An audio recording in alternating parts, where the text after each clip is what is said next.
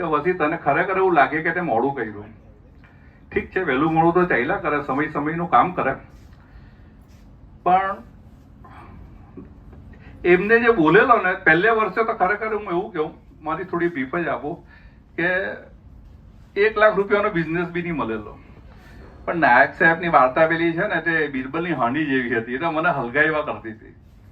તો એક સુધીરભાઈ જેવો દોસ્તાર હતો ને, તેને મને એવું કીધેલું કે હસી જે ઘોડાને પૂછડે આગ લાગે ને તે જ ઘોડો જીતે. તો મેં પાછળ જોયું, સુધીરભાઈ કે હું જોયું, મેં કહું મારે પૂછડું નથી, ઉગાડવું બી પડે ને હલગાવવું બી પડે. તો તે દિવસથી આ પૂછડું લગાડ્યું હો ને હલગાવ્યું હો. તો ઘણા મારા મિત્રો એવા છે કે જે 5-7 વર્ષથી જોડાયેલા છે. મને તો 7 જ વર્ષ છે, પણ ઉપરવાળાની એટલી કૃપા છે કે મને 10+10 પહેલેથી સમજ જ નહીં પડતી હતી. 10x10 જ સમજ પડતી હતી. તો એક સિરીઝભાઈ અમેરિકા ગયા ને એક એવું નક્કી થયું કે ભાઈ આપણે મીટિંગ મારી ઓફિસમાં કરો, અને મહેન્દ્રભાઈએ મારો વિચાર વધાવી લીધો ને મીટિંગ કરી અમે. ને પહેલી મીટિંગ આ મીટિંગ કરવા માટેની જ મીટિંગ હતી. તો પહેલા તો મહેન્દ્રભાઈનો બી આભાર માનો કે મારી ઓફિસને આવીને આપણા સ્ટાફના એસોસિએશનની મીટિંગ કરી. જગ્યાનો અભાવ હતો, જગ્યાને એ બધું અસ્થાને છે, પણ મારી પ્રીમાઇસીસ જો કે ભાડાની જ છે, ઉપયોગમાં આવી આપણા એસોસિએશન ને. નીચે વાત થતી હતી ને ત્યારે અમે જે દિવસે નક્કી કર્યું ને આ તારીખનું, અમારા બહુ ઉત્સાહી એક મિત્ર છે કિશોરભાઈ, ફટાફટ તે જ દિવસે સાંજે તારીખ પણ નક્કી કરી, સમય પણ નક્કી કર્યો, બધું કાર્યક્રમ ફટાફટ ગોઠવાઈ ગયો. એટલે નીચે વાત થઈ ને ત્યારે પેલું કેવું છે કે અલ્લાહ માલિક હે, શું કરવાના, આજે વરસાદ છે તો હવે એનું કામ કરે. મારા નાનકડા પ્રોગ્રામ માટે કે આપણે વરસાદને ઓછા અટકાવી શકીએ. તો સાહેબ આવે છે, સજોડે બી આવે છે બધા અમારા મિત્રો.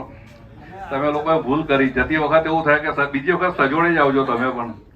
હું પેલું રામકી ચીડિયા રામકા ખેત, ખાલો ચીડિયા ભરભર પેટ. એ તમારે પૂછવાનું ને યાર. હા હા, બોલો ને.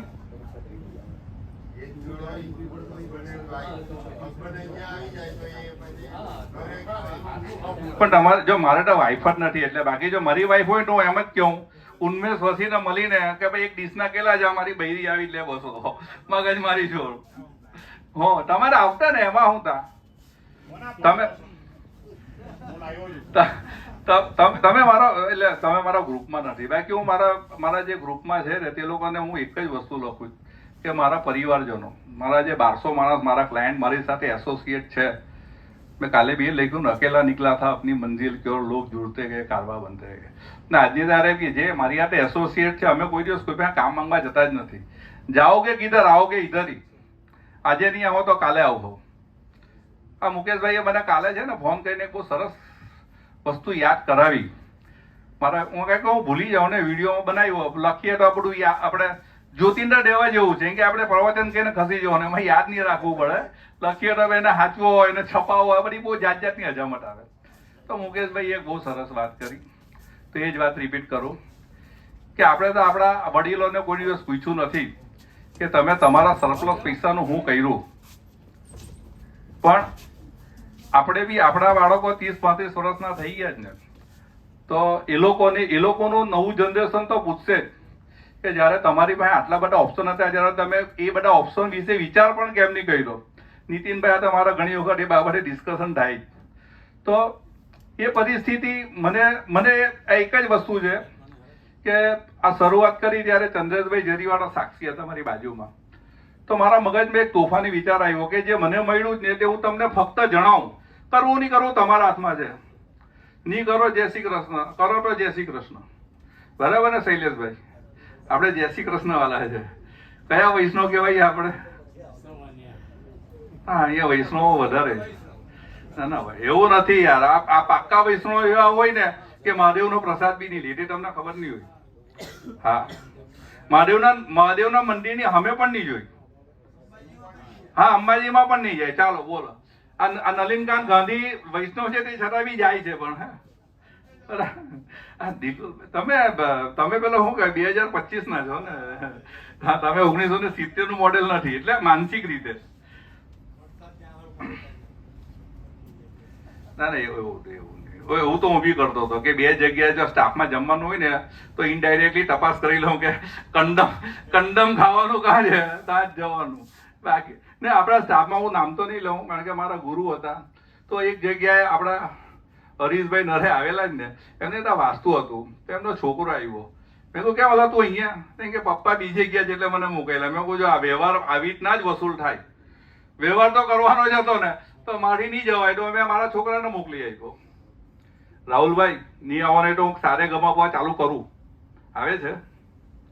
કારણ કે મારો સ્ટાફ બી મારી ઉંમરનો જ છે લગભગ, એટલે પછી બેહવાની કેપેસિટી થોડી ઓછી જોઈ હોમ.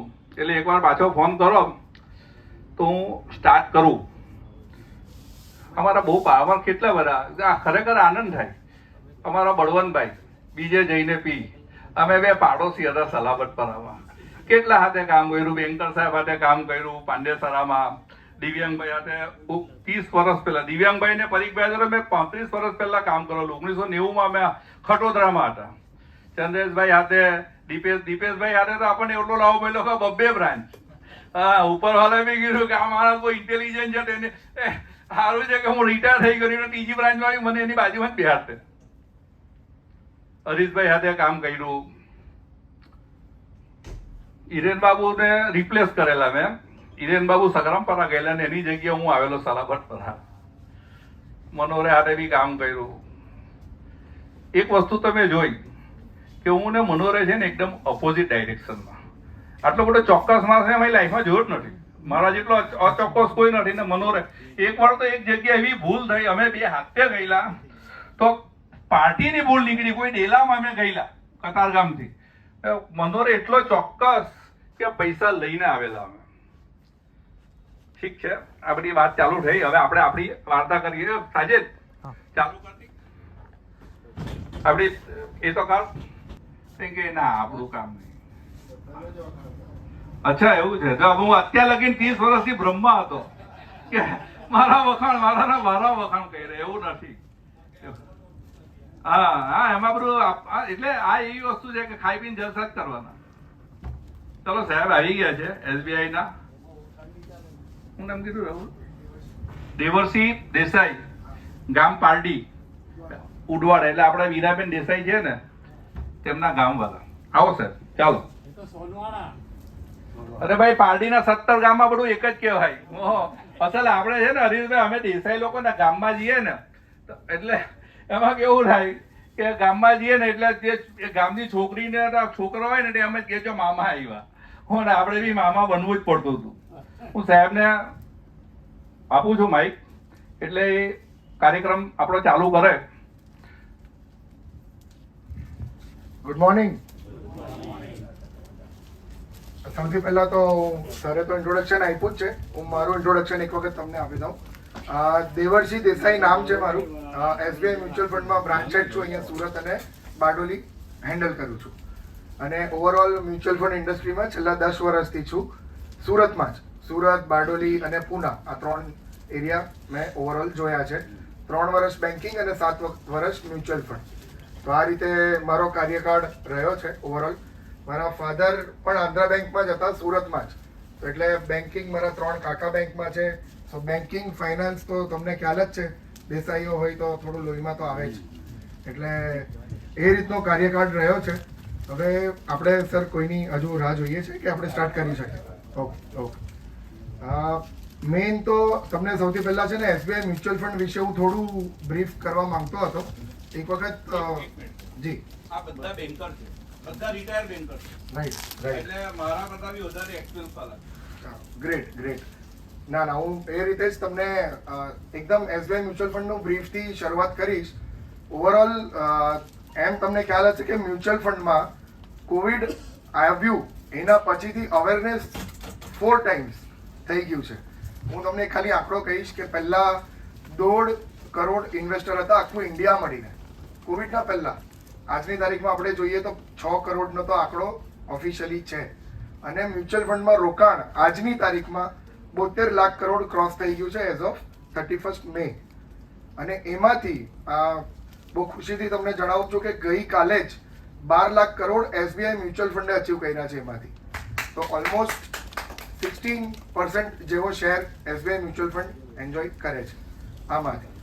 હવે ઓવરઓલ એસબીઆઈને તો આ ફિલ્ડમાં 1987 ઓનવર્ડ્સ છે અને એમાંથી બી સ્ટેટ બેંક ગ્રુપનો પાર્ટ છે. તો 67% સ્ટેટ બેંક છે, 33% Europe based mutual fund company છે એમુન્ડી કરીને. તો એ બંનેના પાર્ટનરશિપમાં એરવા કંપની ચાલી રહી છે. ઓવરઓલ ઇન્વેસ્ટમેન્ટ માટેની જે ટીમ છે તો આખા ઇન્ડસ્ટ્રીમાં સૌથી વધારે એસબીઆઈ પાસે છે, જે છે 75 લોકો. ફંડ મેનેજર, રિસર્ચ એનાલિસ્ટ, જે પણ આ સ્ટોક ટ્રેક કરે કે સેક્ટર ટ્રેક કરે, આ બધા ટોટલ 75 લોકોની ટીમ છે આખી, જેમાંથી 40 લોકો ઇક્વિટી તરફ છે, 35 લોકો ડેટ ફંડ તરફ છે. બીજી અગર તમને હું વાત કરું તો મારી પાસે ટોટલ 140 ટાઈપ્સના અલગ અલગ ફંડ છે, પણ આપણે એમાં બધાની વાત કરવાની જરૂર નથી. મેં તમને મળી ગયા છે બધાને 2 1 પેજર આપ્યા છે. મારે ખાલી તમારી સાથે એની જ ચર્ચા કરવી છે, એટલે મેં ખાલી 2 જ પેપર, કોઈ પ્રેઝન્ટેશન કે એવું કશું નથી. આ 2 પેપર તમે અગર જોશો તો એક બાજુ છે ને એસઆઈપી ના રિટર્ન છે, એ ખાલી તમારા અન્ડરસ્ટેન્ડિંગ માટે જ આપ્યા છે મેં. એના પાછળ એક પ્રોડક્ટ છે ચિલ્ડ્રન બેનિફિટ ફંડ કરીને. હવે ચિલ્ડ્રન બેનિફિટ એટલે તમારા પોતા, તમારા છોકરાઓના છોકરા, 18 વર્ષથી નાની ઉંમરના જેટલા પણ છોકરાઓ છે એના માટે આ ફંડ બહુ જ સુટેબલ થઈ જાય છે. હું આ ફંડ વિશે થોડી માહિતી આપું. 2020 કોવિડ ટાઈમમાં જ આ ફંડ લોન્ચ થયેલું હતું. એ ટાઈમે શું હતું કે ચિલ્ડ્રન ફંડ એટલે ખાલી માઇનર ઇન્વેસ્ટ કરી શકે. તો એ ટાઈમે ખાલી માઇનરના અકાઉન્ટમાંથી રૂપિયા લેતા હતા. પણ હવે કોવિડ ટાઈમમાં આપણા જવાના ચાન્સીસ એટલે બ્રાન્ચમાં જવાના ચાન્સીસ ઓછા હતા. એવામાં આપણે છોકરાઓને તો ક્યાં લઈને જવાના? તો એવા સિનારીઓમાં 1 વર્ષ પછી એટલે કે 2021 પછીથી આ રૂલમાં થોડો ફેરફાર આવ્યો કે તમે ફાધરનું અકાઉન્ટ, મધરનું અકાઉન્ટ એટલે જે આપણે ગાર્ડિયન તરીકે વાપરતા હોઈએ છીએ, અને માઇનરનું અકાઉન્ટ, આ 3 અકાઉન્ટમાંથી આપણે યુટિલાઇઝ પૈસા લઈ શકીએ છીએ. હવે આજની તારીખમાં પણ ફાધર, મધર અને ચાઇલ્ડ આ 3ના અકાઉન્ટમાંથી પૈસા લઈ શકીએ છીએ રોકાણ માટે. હવે આ ફંડ વિશે જ્યારે આવેલું ને તો ફંડ મેનેજરે એવું કીધેલું કે 10 વર્ષમાં હું પૈસા તમને 10 ગણા કરી આપીશ. એમાંથી 5 વર્ષમાં એણે 4 ગણા તો કરી નાખ્યા. તેમાં માર્કેટનો બહુ મોટો સપોર્ટ હતો. કોવિડ પછી તમે જોયું હોય તો માર્કેટ વન વે ઉપર જ ગયું છે. તો એનો ઘણો ફાયદો મળ્યો અને 3-3.5 વર્ષમાં જ એ ફંડ 45 રૂપિયાની એનએવી પર પહોંચી ગયેલું હતું. 3.5 વર્ષ જેવો, 3.25 જેવા વર્ષમાં પહોંચી ગયેલું 2024ની વાતમાં. હમણાં આજની તારીખમાં આ ફંડ 42ની એનએવી પર ચાલે છે, 42 બરાબર. 2020માં રોક્યા હોય ને મેઇન વસ્તુ છે કે ચાઇલ્ડ ના પૈસા જ રોકાય છે એટલે 5 વર્ષનું લોકિંગ છે આની અંદર. 5 વર્ષ સુધી પૈસા નહીં નીકળી શકે. હવે તમે એસઆઈપી રૂટ થ્રુ આવો તો જે હપ્તો ગયો છે એનાથી 5 વર્ષ સુધીનું લોકિંગ, એટલે એ તો તમને ખ્યાલ હશે જ. આ ફંડમાં મેઇન શું છે કે તમે આજકાલ તમે સાંભળો છો આઈપીઓ બહુ આવતા હોય છે માર્કેટમાં, અને આપણે અપ્લાય કરીએ તો ઘણાને લાગે છે, ઘણાને નથી લાગતા. આ ફંડમાં એસબીઆઈ મ્યુચ્યુઅલ ફંડ, એલઆઈસી, બીજા બધા મ્યુચ્યુઅલ ફંડ હાઉસ કોઈ પણ આઈપીઓ આવે તો એની અંદર એન્કર ઇન્વેસ્ટર તરીકે રોકાણ કરતું હોય છે. નોર્મલ જે બધા ભાવ કરે છે એના કરતાં થોડા ઓછા ભાવે બલ્ક ડીલ મ્યુચ્યુઅલ ફંડ કંપનીઓ આની અંદર રોકાણ કરતી હોય છે. તો આ ફંડમાં મારી છે ને ટોટલ ફંડની સાઇઝ 3,500 કરોડની જ છે. એટલે હું આની અંદર કંઈ 50 કરોડનું કોઈ આઈપીઓમાં રોકાણ કરીશ કે 100 કરોડનો કરીશ તો મને આમાં ફાયદો જરૂરથી જોવા મળશે. એવી તો એનું એક્ઝામ્પલ આપું, બજાજ હાઉસિંગ આજથી 6 મહિના પહેલા આ સ્ટોક આવેલો હતો. એમાં અમે 50 કરોડ રૂપિયા આની અંદર રોકાણ કરેલું. હવે તમને કદાચ ખ્યાલ હોય તો લિસ્ટિંગ ગેઇન સિંગલ ડે 50 કરોડનું 110 કરોડ રૂપિયા થઈ ગયું. તો સેમ વસ્તુ અમને આ ફંડમાં પણ જોવા મળી એટલે એનએવી જે હતી એક દિવસમાં 2.5% વધી ગઈ સિંગલ ડે. અને આવા બહુ મલ્ટિપલ એક્ઝામ્પલ્સ છે. એટલે તમે એવું કંઈ વિચારતા હોય કે તમારા ઘરમાં માઇનર છોકરાઓ હોય તેને તમે આ ફંડ આપવા માંગો તો આ બહુ સરસ ફંડ છે આપવા માટે. લાંબુ સમય એમ બી છોકરાઓનું છે તો આપણે એની 18ની ઉંમર પહોંચે એવું લાંબુ સમય સુધી રોકાય એવું જ ઈચ્છતા હોઈએ. તો એના માટે આ ફંડ બહુ સુટેબલ થઈ જાય છે. 18ની ઉંમર ક્રોસ થાય પછી બી તમારે અંદર ઇન્વેસ્ટેડ રહેવું હોય તો રહી શકો છો. લોકિન પતી જાય પછી બી રહી શકો છો. જરૂરી નથી નીકળી જવું, તમારી મરજી છે. જ્યારે નીકળવું હોય નીકળી શકો છો, પણ પૈસા જ્યારે વિડ્રો કરશો એ છોકરાના અકાઉન્ટમાં જ આવશે, કોઈને બીજાને કોઈને નહીં આવે. ફાધર મધર કે એમાંથી કોઈને પણ નહીં આવે. આ એક ફંડની વાત થઈ ગઈ, મેં તમને જે આપ્યું છે એમાંથી. હવે બીજું એક ફંડ આપ્યું છે ઇક્વિટી હાઇબ્રિડ ફંડ કરીને. તમારા માટે બહુ કામનું છે, એટલે થોડું ધ્યાનથી સમજો. પાછળની સાઈડ મળી ગયું બધાને? કોઈને કંઈક નહીં મળ્યું હોય તો કહેજો. મલ્ટીકેપ લખ્યું છે એની પાછળની સાઈડ ઇક્વિટી હાઇબ્રિડ ફંડ કરીને લખ્યું છે. હવે આ છે ને એક એક્ઝામ્પલ આપ્યું છે કે આજથી 10 વર્ષ, આ ફંડ તો ઘણું જૂનું છે, 1997 ઓનવર્ડ્સ આ ફંડ વર્કિંગમાં છે. આનું એક્ઝામ્પલ આપવાનું ખાસ કારણ એ છે કે તમે મને જેમ સરે કીધું કે રિટાયર્ડ એમ્પ્લોઈઝ છો ઘણા, તો તમને જે પણ કોર્પસ આવ્યું હશે અને તમે એને રોકાણ કરવા ઈચ્છતા હશો, તો એવા ટાઈમમાં આજથી 10 વર્ષ પહેલા કોઈ આ ફંડમાં 25 લાખ રોકેલા અને દર મહિને એક ફિક્સ ઇન્કમ લઈ છે આમાંથી. તમે એના નીચેનું જોશો તો 15,000 રૂપિયા એવરી મંથ આમાંથી લે છે. 7.2% હિસાબે એન્યુઅલી આમાંથી પૈસા વિડ્રો કરે છે. દર મહિનાની પહેલી તારીખે તમને આ પૈસા મળી જશે. તો 15,000 કાઢ્યા. છેલ્લા 10 વર્ષમાં આ 15,000નું ટોટલ આપણે વિડ્રોલ 18 લાખ રૂપિયા થયું. દર વર્ષે 12 મહિના, 12 × 15 × 10 યર, એટલે 18 લાખ રૂપિયા અત્યાર સુધી તો તમને વિડ્રોલ કરીને મળી ચૂક્યા છે. બરાબર? કોઈને ડાઉટ હોય તો પ્લીઝ પૂછજો, સાથે સાથે વાત કરતા જશો તો સારું રહે. એના સિવાય જે 25 લાખનું રોકાણ હતું એના ઉપર તો તમે વ્યાજ કમાવો જ છો કન્ટિન્યુ છેલ્લા 10 વર્ષથી. તો એ જે અમાઉન્ટ છે તે આજની તારીખમાં 55 લાખ રૂપિયાની છે. એટલે 25 ના 55 તો થયા, સાથે સાથે વિડ્રોવલ પણ થતું ગયું, જે 18 લાખ તો તમારા અકાઉન્ટમાં ઓલરેડી આવી ગયા છે. એના સિવાય આ 25 ના 55 લાખ છે. નીચે જોશો 3793 છે ટોટલ એટલે 18. હા, વિડ્રોલ સાથે હું તો ગણાવડાવું. હા, હું ટોટલ તમે આપણે તો સિમ્પલ ને કેટલા મૂક્યા અને સામે કેટલા મળ્યા, આપણે તો એ જ હિસાબ કરતા હોઈએ, એટલા માટે હું 55 બોલું છું. રિટર્ન તમે જોશો તો 10.69 જેવું છે. તો તમને તો ખ્યાલ જ છે એફડી રેટ શું ચાલે છે ને હવે રેપો રેટ જેવો ઘટ્યો છે તો એફડી ના રેટ તો હજુ રિડ્યુસ થશે. તમને આઈડિયા છે મારા કરતાં વધારે. એવા સિનારીઓમાં વિથ મેક્સિમમ સેફટી અને મેક્સિમમ રિટર્ન તો તમે આ ફંડ ડેફિનેટલી કન્સિડર કરી શકો છો. આવા એક્ઝામ્પલ તમને અલગ અલગ અમાઉન્ટના જોઈએ તો રાહુલભાઈ છે, અમે તમને કેલ્ક્યુલેટ કરીને આપી શકીએ છીએ. ગવર્મેન્ટના બોન્ડ, સિક્યુરિટીઝ એમાં ઇન્વેસ્ટ થાય છે, એટલે સેફટી બી છે, એની કોઈ ચિંતા નથી. એટલી ફિક્સ તમે અમાઉન્ટ જનરલી અમે એવું સજેસ્ટ કરીએ આપણે કેલ્ક્યુલેશન માટે કે 8% જેવું વિડ્રોલ તમે કરો મેક્સિમમ. 10થી ઉપર નહીં જાઓ, અને કેમ કે પછી તમારા જ રૂપિયામાંથી તમને મળવાનું સ્ટાર્ટ થશે. આની અંદર અમે એવું કહેતા હોઈએ છીએ કે તમે એક કોર્પસ મૂકી દો, 1 વર્ષ રહેવા દો, એટલે તમને ટેક્સેશન પણ સારો એડવાન્ટેજ મળે. ઇક્વિટી ફંડ ગણાય, એટલે 1 વર્ષ પછી 1.25 લાખનું તો તમને એડવાન્ટેજ છે. તમને ટેક્સેશન ખ્યાલ છે કે હું એકવાર પાછું પહેલેથી એકવાર થોડું ડિટેલમાં જણાવી દઉં? ખ્યાલ છે ને બધાને?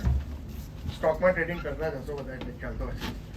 તો 1 વર્ષ ઇન્વેસ્ટમેન્ટને પૂરો થાય તો તમે મેક્સિમમ 12.5% ટેક્સ લાગે, પણ પર પેન કાર્ડ 1.25 લાખ રૂપિયા એના ઉપર કોઈ ટેક્સ નથી લાગતો. તો એક સિમ્પલ એક્ઝામ્પલ, 10 લાખ રોકાણ કરેલું, આજે એની વેલ્યુ 12 લાખ છે, તમે વિડ્રો કરવા જાઓ તો 1.25 લાખ પર તો કોઈ ટેક્સ નથી. એટલે 2 લાખના ગેઇનમાંથી 1.25 લાખ નીકળી ગયા, 75,000 જે વેચ્યા એના ઉપર 12.5% ટેક્સ લાગે, જે 14,000 જેવું આવે અપ્રોક્સિમેટલી. તો આની અંદર અગર હું વાત કરું, તમે દર મહિને 10,000 બી વિડ્રો કરશો તો વર્ષના તો 1,20,000 જ થયા. તો 1 વર્ષ રોકાઈ જાઓ, એના પછીથી વિડ્રો કરવાનું ચાલુ કરશો તો તમને કોઈ ટેક્સ પણ નહીં લાગે અને તમારા અકાઉન્ટમાં દર મહિને ફિક્સ અમાઉન્ટ આવતું પણ રહેશે. અને તમારું જે મુદ્દલ અમાઉન્ટ મૂકી છે એના ઉપર તો તમે વ્યાજ કમાવો છો રેગ્યુલર. બીજું કે આની અંદર કોઈ લોકિંગ પણ નથી. તમને ઇમરજન્સીમાં જરૂર પડે તો તમે વિડ્રો પણ કરી શકો છો. તો આ એવા ટાઈપનું ફંડ છે. તો તમે ડેફિનેટલી તમારા રિટાયરમેન્ટ પ્લાનિંગ કે જે આપણે SWP તો તમે સાંભળ્યું જ છે ને, SIP એક કન્સેપ્ટ છે, તેમાં SWP એક કન્સેપ્ટ છે કે સિસ્ટમેટિક વિડ્રોઅલ પ્લાન. દર મહિને ફંડમાંથી તમારા અકાઉન્ટમાં રૂપિયા આવે, SIPમાં ઉલટું રિવર્સ થતું હોય છે, આની અંદર વિડ્રોઅલ થશે.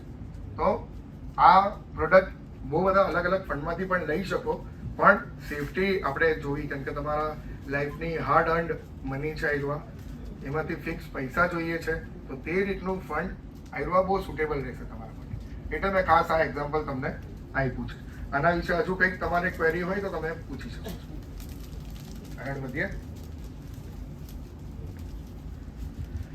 આના પાછળ હવે તમારે એવું કહીને હોય કે રિટાયરમેન્ટનું તમારું પ્લાનિંગ થઈ ગયું છે, હું કોર ઇક્વિટી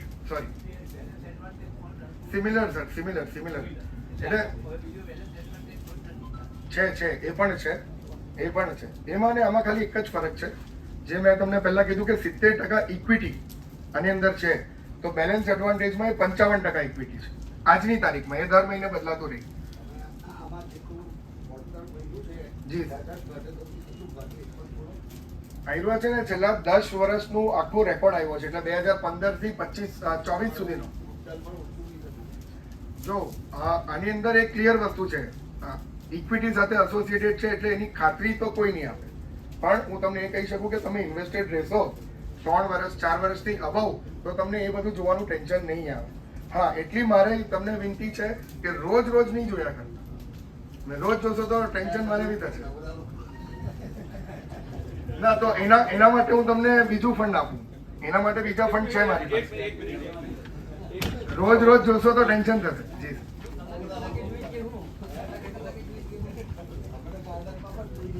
હેલો, ચંદ્રભાઈનો સવાલ બહુ ફાઇન છે. મેં બી 33 વર્ષ કાઢ્યા છે બેંકમાં. લોકોની આપણા સ્ટાફથી 25 વર્ષ સુધી FDO રિન્યુ થતા જોઈ છે. તે તમે અહીંયા 5 કલાકની અંદર એવું પૂછો છો કે બજાર હોઈ ગયું. હું મારી વાત કરું, મને 125 વર્ષ થયા આ માર્કેટમાં.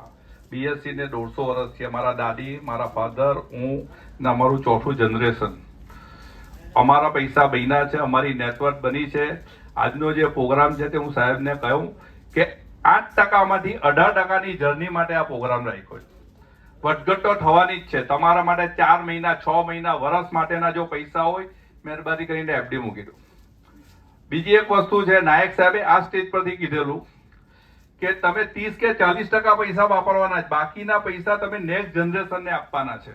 તો સાહેબે જે કીધું છે, તો એ પૈસા તમે આ ફંડમાં રાખો અને બાકીના પૈસામાં તમે એક એવું રિસ્ક લો.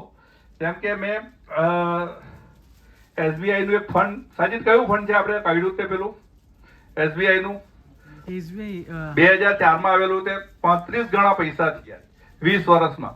તમે મને કહેશે કોન્ટ્રા ફંડ 20 વર્ષમાં 35 ગણા પૈસા થયા. હું તમને સ્લાઇડ બતાવીશ. તો આ વાર્તા તો એવી જ છે, 8 થી 1000 માં ટ્રાન્સફર થવાનું. એટલે છેલ્લા 8 મહિનામાં બજાર બહુ ઘટી ગયું. અમારા પર બહુ ફોન આવતા હતા. પણ આજની તારીખમાં સપ્ટેમ્બર 26 કે જ્યારે 26,267 ની નિફ્ટી થયેલી ને, કોઈ પણ ઇન્વેસ્ટર જો વર્ષોથી રોકતો હોય ને તો એને પૂછજો કે તે દિવસે પછી જે બજાર ઘટ્યું છે, તો 26મી સપ્ટેમ્બર પછી આજે એની NAV પણ વધી છે ને એમના પૈસા બી વધ્યા છે. એક સિમ્પલ વાર્તા છે કે નિફ્ટીએ 25 વર્ષમાં 25 ગણા પૈસા કર્યા. પણ કોઈ બી ફંડ તમે લો, SBI નું નહીં, કોઈ બી ફંડમાં 25 વર્ષમાં પૈસા 200 ગણા થયા છે. તે સાહેબને તમે કહો ને તો સ્લાઇડ બતાવો બી. તો આ એનો મેજિક છે, પાવર ઓફ કમ્પાઉન્ડિંગ છે. સરવાળા મેં પહેલા કીધું ને કે સરવાળા 10 + 10 કરવું હોય તો સારું જ છે. મેં કાલે એક મારો વિડીયો બનાવેલો કે 2 કે 3 વર્ષ મેક્સિમમ પ્રી મેચ્યોર્ડ FDO મળવાની નથી, ધ્યાનમાં રાખજો. Thank you. સરે તો ઘણી ક્લિયરલી તમને આન્સર આપી દીધો છે. હવે પર્ટિક્યુલર અગર હું હમણાં માર્કેટની વાત કરું તો ઓબ્વિયસલી મારાથી તમે, મારી જેટલી ઉંમર છે એનાથી વધારે કદાચ એક્સપિરિયન્સ પણ છે તમારો, એટલે હું વધારે તો એમાં નહીં બોલીશ. બટ બીજું આ ફંડમાં મેં પાછળ છે ને તમને મલ્ટીકેપ ફંડનું પણ ઇન્ફોર્મેશન છે. હવે આની અંદર મેં તમને એકદમ છોકરાઓ માટે કહી દીધું, રિટાયરમેન્ટ માટે પણ મેં કવર કર્યું, પણ તમે કોર અત્યારે માર્કેટની અગર વાત કરો ને તો ટેસ્ટ મેચ જેવું અગર તમે રમવામાં વિચાર કે માનતા હોય તમારી, તો તમારું રિટર્ન પણ એ જ રીતનું બનશે. T20ના જમાનામાં T20 જેમ રમવા જશો તો રિસ્ક પણ સાથે આવશે, એ તો સિમ્પલ છે જ. તો કોઈ પણ ઇક્વિટી ઇન્વેસ્ટમેન્ટ તમે ઓછામાં ઓછું 4 થી 5 વર્ષ રોકાયેલા રહેશો તો તમને એનું ફળ પણ જોવા મળશે. પણ તમે પૈસા રોકાણ કરીને 1-2 વર્ષમાં જ વિચાર કરવા માંડશો તો તમને સામે ઓબ્વિયસલી ચાલી ગયું. તો હમણાં જેમ કે હું વાત કરું કે વોર સિનારીઓ ચાલે છે તો ડિફેન્સના સ્ટોક બહુ જોરદાર ચાલે છે. ઇન્ડસ્ટ્રીમાં એટલા ઓપ્શન નથી પણ એના સ્ટોક બહુ લિમિટેડ છે. તો તમને એમાં રિટર્ન જોશો તો હમણાં સારું મળે છે, પણ જરૂરી નથી એ કન્ટિન્યુ રહી. પણ તમે એની અંદર રોકાયેલા રહેશો 5 વર્ષ 10 વર્ષ તો તમને ઓન એન એવરેજ જે રિટર્ન આવે છે એનાથી થોડું બેટર. એફડી ને એ બધાના કમ્પેરમાં તો તમને સરે જેમ કીધું 8 થી 18 ની જર્ની છે. એ જર્ની આખી પૂરી કરવા તમારે એ જર્નીનો પાર્ટ રહેવો જરૂરી છે. વચ્ચેથી નીકળી જશો તો રિટર્ન બી પછી વચ્ચેથી જ નીકળી જશે. એવું છે, સિમ્પલ. પાછળની સાઈડમાં મલ્ટીકેપ ફંડની ડિટેલ્સ આપી છે. એવું નથી ખાલી SBI નું મલ્ટીકેપ. હું આ એક જનરલાઇઝ્ડ કેટેગરી કવર કરવી હતી ને એટલા માટે મેં આ ફંડ અહીંયા ડિસ્પ્લેમાં મૂક્યું છે. આ ફંડમાં લાર્જ કેપ, મિડ કેપ અને સ્મોલ કેપ 3 કવર થાય છે ને સેબીની ગાઈડલાઈન પ્રમાણે 25% ઈચ 3 માં રહેવા કમ્પલસરી છે. એટલે કોઈ પણ માર્કેટના સિનારીઓમાં આ ફંડમાં તમે રોકાયેલા રહેશો તો તમને over a period of 5 to 10 years આની અંદર સુપર્બ રિટર્ન જોવા મળશે. સુપર્બ એટલે સરે જે 18% કીધું, હું તમને રેન્જ આપું છું. એવું એક્ઝેક્ટ પ્રેડિક્શન તો કોઈ નહીં આપી શકે, પણ તમે 12 થી 15% મિનિમમ રિટર્ન એક્સપેક્ટ કરીને ચાલી શકો છો. પણ 5 થી 10 વર્ષનો ટાઈમ પીરિયડ કાઢશો તો જ તમે રિટર્ન. તો તમને હમણાં કોવિડના ટાઈમે બધા 30% પણ મળ્યા હશે, જોવા મળ્યા 70% પણ મેં તો જોયું છે. પણ આજની તારીખમાં એ જ ફંડનું રિટર્ન તમે જોશો તો ઘસાઈને એવરેજ થતા આજે એ 15 થી 16% વચ્ચે આવી ગયું છે. બીજું એવું કહેવાય છે કે જ્યારે પણ માર્કેટ ઉપર ચડતું હોય ને ત્યારે નવા ઇન્વેસ્ટર્સ બહુ આવે ઇન્ડસ્ટ્રીમાં એન્ટર થવા. પણ જ્યારે ને પોતાના લોકો પોતાની જાતે પણ વિચારીને આવતા હોય છે. પણ જ્યારે માર્કેટનું રિવર્સ સાયકલ ચાલુ થાય, જે આપણે 26 સપ્ટેમ્બર 2024 થી જોઈએ છે માર્કેટનું, પછી ટ્રમ્પ બાબા ત્યાંથી કંઈ પણ ટ્વીટ કરે છે તો તેની ઇમ્પેક્ટ સીધી આપણા માર્કેટ પર પણ જોવા મળે છે. આવા તો બહુ બધા ફેક્ટર્સ છે જેના લીધે આપણા માર્કેટમાં આવું વોલેટિલિટી આવશે. અને જેટલી વોલેટિલિટી આવશે ને એટલું આપણા માટે તો સારું જ છે, લાંબા ટકી રહેશું તો એવા ટાઈમમાં તમે જોવો તો જ્યારે પણ માર્કેટની સાયકલ ઉપર જાય છે ને ત્યારે નવા ઇન્વેસ્ટર્સ બહુ એડ થાય. પણ એ ટકી રહે અગર આખી સાયકલમાં તો એનું રિટર્ન બનશે. જનરલી આપણે શું હોય, માર્કેટ ચડતું હોય ત્યારે એન્ટર થઈ ને આ રિટર્ન નીચે માર્કેટ જાય છે ત્યારે બધા નીકળવા પણ માંડે. એમાંથી નીકળવા માંડે એટલે એનો એક મ્યુચ્યુઅલ ફંડનો એક્સપિરિયન્સ ખરાબ થઈ જાય. તો આવા જ ટાઈમે આપણને સર જેવા એડવાઇઝરની ખૂબ જ જરૂર છે. જે આપણા ડોક્ટરો આપણે ગૂગલ કરીને દવા લઈએ છે ને એ નહીં લેવી જોઈએ ને ડોક્ટરની સલાહ માનીને લેવું જોઈએ. તો આ આપણા ફાઇનાન્શિયલ ડોક્ટર છે, સિમ્પલ. એક લાઈનમાં અગર હું કહું તો તમે એમના અકોર્ડિંગ પણ અગર જોશો, માર્કેટમાં ટાઈમ કાઢો. તમે તો કાઢ્યો જ છે ઘણો ટાઈમ. મને એવું લાગે છે કે ફૂલ એક્સપિરિયન્સ દેખાય છે મને સ્ટોક માર્કેટનું. તમે અગર ટાઈમ કાઢ્યો છે તો તમને ખ્યાલ જ છે મારા કરતાં વધારે. બટ જે પણ ફંડમાં તમે રોકાણ કરશો, સમય આપજો, તેમાં તમને ડેફિનેટલી સામે સારામાં સારું વળતર મળશે. અમારી બીજી કોઈ જાતની ક્વેરી હોય તો મને ખાસ કહેજો, નહીં તો પછી આપણે ઓવરઓલ બીજા ફંડ તરફ વળશું. કંઈ બીજું જે પણ પૂછો બોલો સર પ્લીઝ.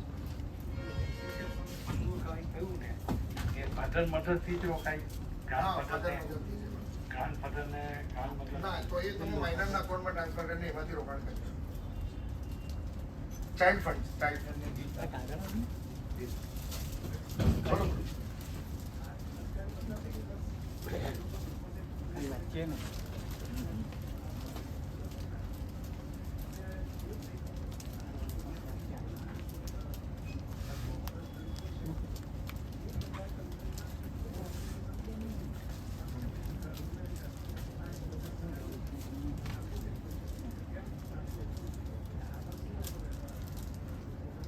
જો હું તમને અલગ કન્ટ્રીની વાત પર તો આવું સર.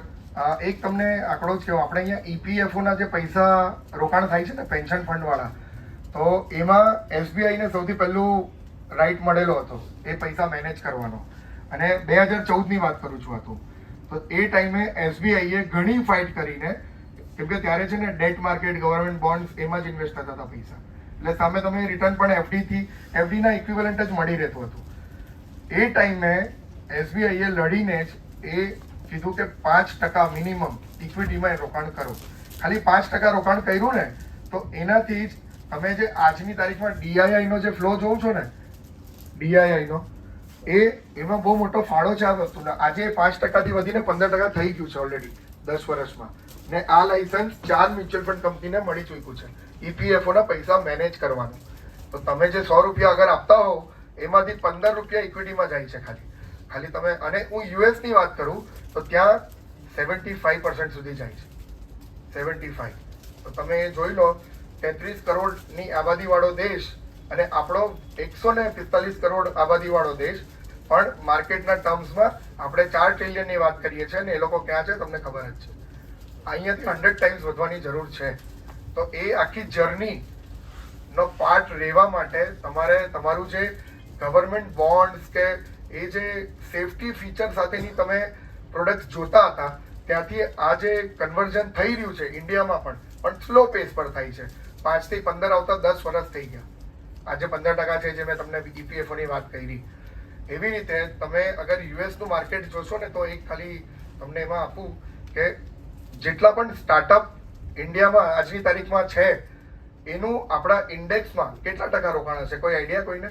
સ્ટાર્ટઅપ આવે છે કે આવી મોટી મોટી કંપનીઓ જે લિસ્ટેડ થાય છે એનું કેટલું પોર્શન છે આપણા ઇન્ડેક્સમાં? કંઈ રેન્ડમ ગેસ કોઈ કરી શકે? કેટલા ટકા હશે? 2% બી નથી. હવે આ ઝોમેટો ને બધા શેર આવ્યા એ મોટા બની ગયા એટલે તમને જોવા મળે, બાકી એવી નોટેડ કંપની જોવા નથી મળતી. જ્યારે યુએસના માર્કેટમાં આજથી 10 વર્ષ પહેલા 30% પર તો ઓલરેડી હતું યુએસ, આવી ઇનોવેટિવ કંપનીથી, જેમાં તમારું એપલ ને આ બધું જે આખું સિલિકોન વેલી વાળી કંપનીઝ બધી આવી ગઈ. તો આપણે જનરલી એવું કહીએ કે આપણે 20 વર્ષ પાછળ છે યુએસના માર્કેટથી ઓવરઓલ ડેવલપમેન્ટ વાઇઝ કે બધા જ વાઇઝ. તો આપણે પણ એ જર્ની આખી કવર કરવાની હજુ બાકી છે. તો એવા સિનારીઓમાં તમે અગર આગળ નેક્સ્ટ જનરેશનને લીગસી આપવા માંગો છો કે તમારા જ પૈસા સારી રીતે મેનેજ કરીને સેફટી સાથે વધારે વળતર જોતા હોવ તો તમારે આ ઇન્ડેક્સ છે, ઇક્વિટી ફંડ છે, એનું પોર્શન તમારા પોર્ટફોલિયોમાં પણ વધારવાની જરૂર છે. હવે સરે જેમ કીધું તો એક બીજો એક આંકડો હતો એના જ સંદર્ભમાં કે કોઈ પણ કન્ટ્રી અગર પોતાનું પર કેપિટા જીડીપી તો બધા જ સમજે છે રાઈટ, પર કેપિટા જીડીપી. આપણે ઇન્ડિયાએ હમણાં ગયા વર્ષે $2,500 પર કેપિટા ઇન્કમ ક્રોસ કર્યું છે. સાઉથ કોરિયા, અમેરિકા આ બધા 1970s માં કરી ચૂક્યા છે. સાઉથ કોરિયા 1985 માં કરેલું. આજે એ બધા 30,000 પર કેપિટા જીડીપી પર છે. તો જે પણ કન્ટ્રી ડેવલપિંગમાંથી ડેવલપ બને છે એની શરૂઆત $2,500 થી એ લોકોએ જોઈ છે કે ત્યાંથી મલ્ટીફોલ્ડ રિટર્ન બને. અત્યાર સુધી એડિશન થતું હતું, હવે મલ્ટિપ્લિકેશન થશે. ચક્રવૃદ્ધિ વ્યાજ તમને વધારે આઈડિયા છે. તો એ જે તમે જો 2,500 થી 30,000 કે યુએસ ની તો આજે વાત છોડી દઈએ, 90,000 પર કેપિટા જીડીપી પર ચાલે છે, $91,000. આપણે 2,500 પર છે હજી. આવા ટાઈમમાં આપણે માર્કેટમાં એન્ટર થઈ જશું અને રોકાયેલા રહીશું તો એ તમને ઇન્ફેક્ટ આજ સુધી તમે રિટર્ન નથી જોયા એવા તમને જોવા મળશે આવનારા 5 થી 10 વર્ષ. બીજો એક એક્ઝામ્પલ સેક્ટર વાઇઝ આપું તમને. એનર્જી જે આખી ફિલ્ડ છે, 2015 થી આપણે ઇલેક્ટ્રોનિક વ્હીકલની વાતો સાંભળતા હતા, પણ એનું ઇમ્પ્લિમેન્ટેશન ક્યારે જોવા મળ્યું? 2022-23 માં આપણને ઈવી વ્હીકલ દેખાયા ને એના પછીથી હવે આ ચાર્જિંગ સ્ટેશન ને બધું તમને જોવા મળે છે. પણ એ બી 5% જ છે હજી તો સરખું શરૂઆત પણ નથી થઈ. ને આખી વસ્તુ ફ્રૂટફુલ થતા બીજા 10 વર્ષ પાક્કા, એમાં કોઈ ના નથી. પણ શું આપણે આ જર્નીમાં એસોસિએટેડ છે? પૈસા બનવાના ચાલુ થાય ને ત્યારે આપણે ભાગશું, પણ હમણાંથી જ એવા સેક્ટર સમજીને, ઇક્વિટી સમજીને આપણે અગર રોકાણ કરી લઈશું તો આપણી અને આપણી નેક્સ્ટ જનરેશન બંને પૈસા રિટર્ન વાઇઝ કોઈ બી ચિંતા કરવાની જરૂર નહીં રહેશે. હમણાં 10 દિવસ પહેલાની જ વાત છે, ગવર્મેન્ટે 72 lakh crore rupees overall energy અને પાવર ટ્રાન્સમિશન આ બધા સેક્ટરમાં અલોકેટ કરે છે. તમે જો આવ્યા સેમી કન્ડક્ટર થઈ ગયું કે પછી ઇલેક્ટ્રોનિક વેહિકલ થઈ ગયું કે એના માટે સિલ્વર, કે પછી મેટાલિક કંડક્ટર્સ, આ બધા જે કમોડિટીઝ છે એનો જે ઉપયોગ કરતા ફંડ છે એ ફંડના રિટર્ન બી છેલ્લા 10 દિવસમાં જોજો તમે કેવી રીતનું વધઘટ થાય છે. તમે મારાથી વધારે જોતા જશો, હું શ્યોર છું. કમોડિટીઝ માર્કેટ તમે જોશો, silver, copper, okay okay okay ઠીક છે, ઓકે ઓકે ઠીક છે.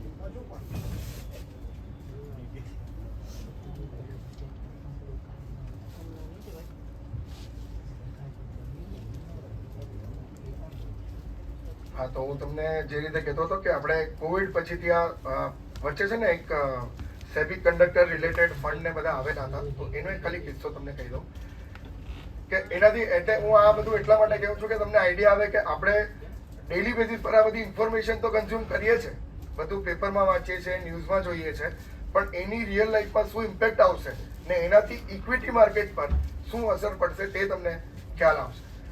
એક છે ને 4 વર્ષ પહેલા તાઇવાન કન્ટ્રી રિલેટેડ ફંડ આવેલું. હવે એ ટાઈમે રિસર્ચ કરતા કરતા ખબર પડી કે આપણે જે ફોન વાપરીએ છીએ, લેપટોપ વાપરીએ છીએ, એની અંદર એક ગ્રીન કલરનું ચિપ હોય છે, જોઈ છે બધાએ? સિલિકોન વેફર કહેવાય એને, ગ્રીન કલરની ફોનમાં પણ આવે, મધરબોર્ડ જે કમ્પ્યુટર ને લેપટોપમાં જોવામાં આવે છે.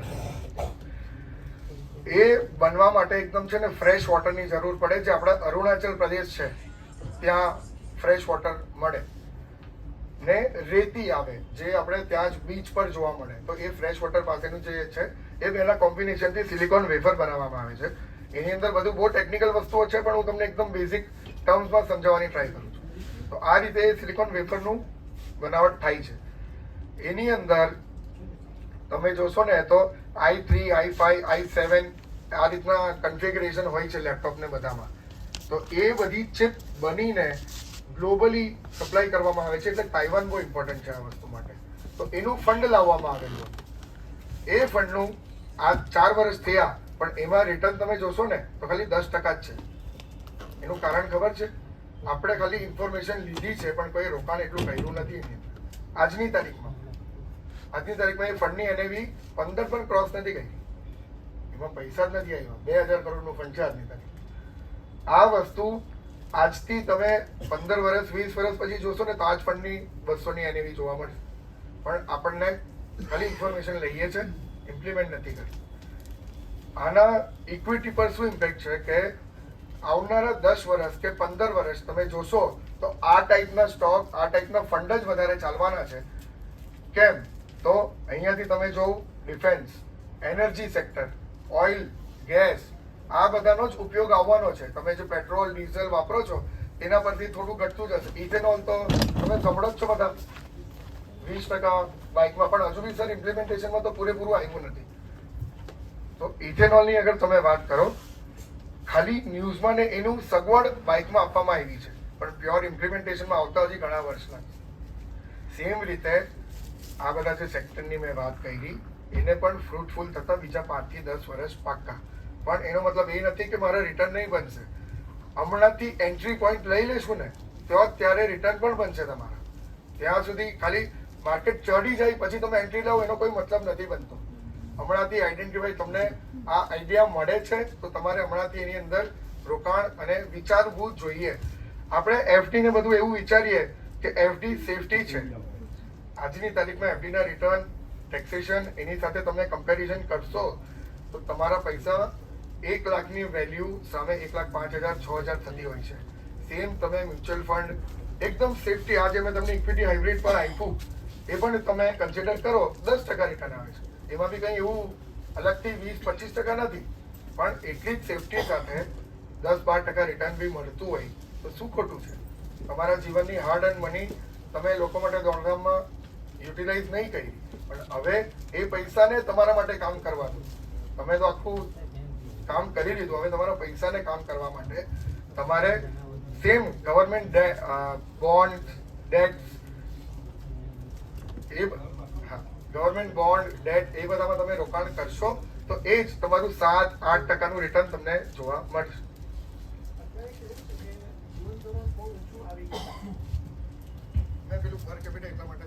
જીવન ધોરણ અત્યારે ખૂબ મેડિકલ સાયન્સ એટલું બધું આગળ છે, એને કારણે બહુ ઉપર આવી ગયું છે. એટલે જે વ્યક્તિ રિટાયર્ડ થાય છે મિનિમમ 25 વર્ષ ત્યાર પછી જીવશે એવી રીતનું પ્લાનિંગ કરવું જ પડશે. આજે આપણા સ્ટાફના 4 થી 5 જણના મેં રિવ્યુ જાણ્યા. એ લોકો એમ કહે છે કે 22 થી 20 વર્ષ પહેલા જે હું રિટાયર થયેલો અને જે ફંડ આવેલું અને એફડીમાં રોકેલા, અત્યારે 12,000 રૂપિયા મહિનાના એને આવક મળે છે. તો 12,000માં તમારી કઈ વસ્તુ સંતોષાશે અને કેવી રીતે તમારું ઘર ચાલશે? તો માનસિકતા બદલવાની જરૂર છે. ચાલશે જ નહીં, ઇક્વિટીમાં જવું જ પડશે. હું 2002 થી એસઆઈપીમાં જોડાયેલો છું અને ચિલ્ડ્રન ગિફ્ટ ફંડની જે તમે વાત કરી, એચડીએફસી ચિલ્ડ્રન ગિફ્ટ ફંડમાં 18 ગણા રૂપિયા મારા છોકરાના થયા છે ને મારી બધી એસઆઈપી અત્યારે ચાલુ છે. સારામાં સારું વેલ્થ ક્રિએશન થયું છે. એટલે માનસિકતા બદલવી જ પડશે. રિટાયર્ડ સ્ટાફને હું ખાસ વિનંતી કરું છું કે 25 વર્ષનું પ્લાનિંગ કરજો. 82 થી 85 વર્ષની ઉંમર આપણી થશે એ માનીને જ ચાલજો, ભલે કાલે આપણા શ્વાસ બંધ થઈ જાય. બધા રિટાયર્ડ સ્ટાફને મારી નમ્ર વિનંતી છે.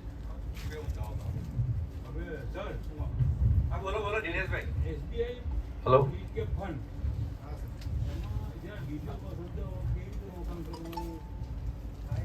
હેલો, લેવ લેવ.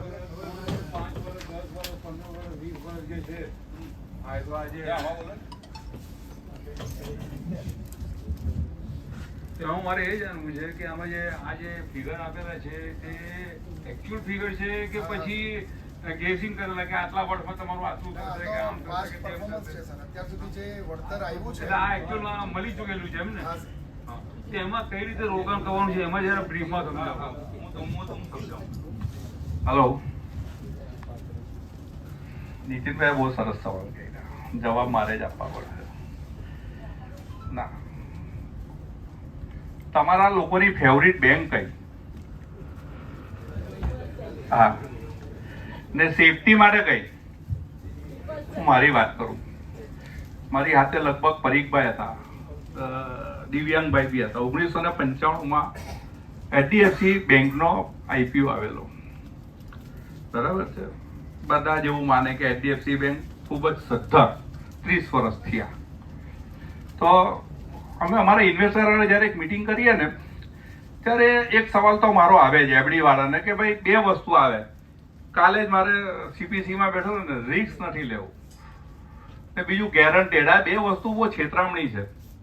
રિસ્ક અને ગેરંટી. જિંદગી કે સાથ ભી જિંદગી કે બાદ ભી 6%થી વધારે કઈ છે નહીં. નીતિનભાઈ એક વસ્તુ બહુ સરસ વાત કરી કે એને નોશનલ ગેઇન કહેવાય. એમ માનો કે હું 100 રૂપિયા આજની તારીખમાં કોઈ એક વસ્તુ લેવાનું નક્કી કરું છું, પણ પછી વિચાર માંડી વાળું છું ને હું એમ વિચારું કે અત્યારે હું એને એફડીમાં મૂકી દઉં ને પછી જ્યારે ડબલ થઈને આવશે ને ત્યારે હું લઈશ. તો પરિસ્થિતિ એ છે કે 10 વર્ષે ડબલ થાય. બધાને રૂલ ઓફ 72 તો ખબર છે ને? રૂલ ઓફ 72 કોને કોને ખબર છે? અરે હાથ તો ઊંચો કરો યાર. હા, ભાઈ તમારો ગુરુ કોણ છે મને કહેજો, હું બી એને મારો ગુરુ બનાવું. રૂલ ઓફ 72 એટલે હું રૂલ ઓફ 70 એટલે હું નીતિનભાઈને ખબર જ છે કે તમને જે ઇન્ટરેસ્ટ મળે, તમને જે રિટર્ન મળે છે ને તેના વડે 72 ભાગી નાખો.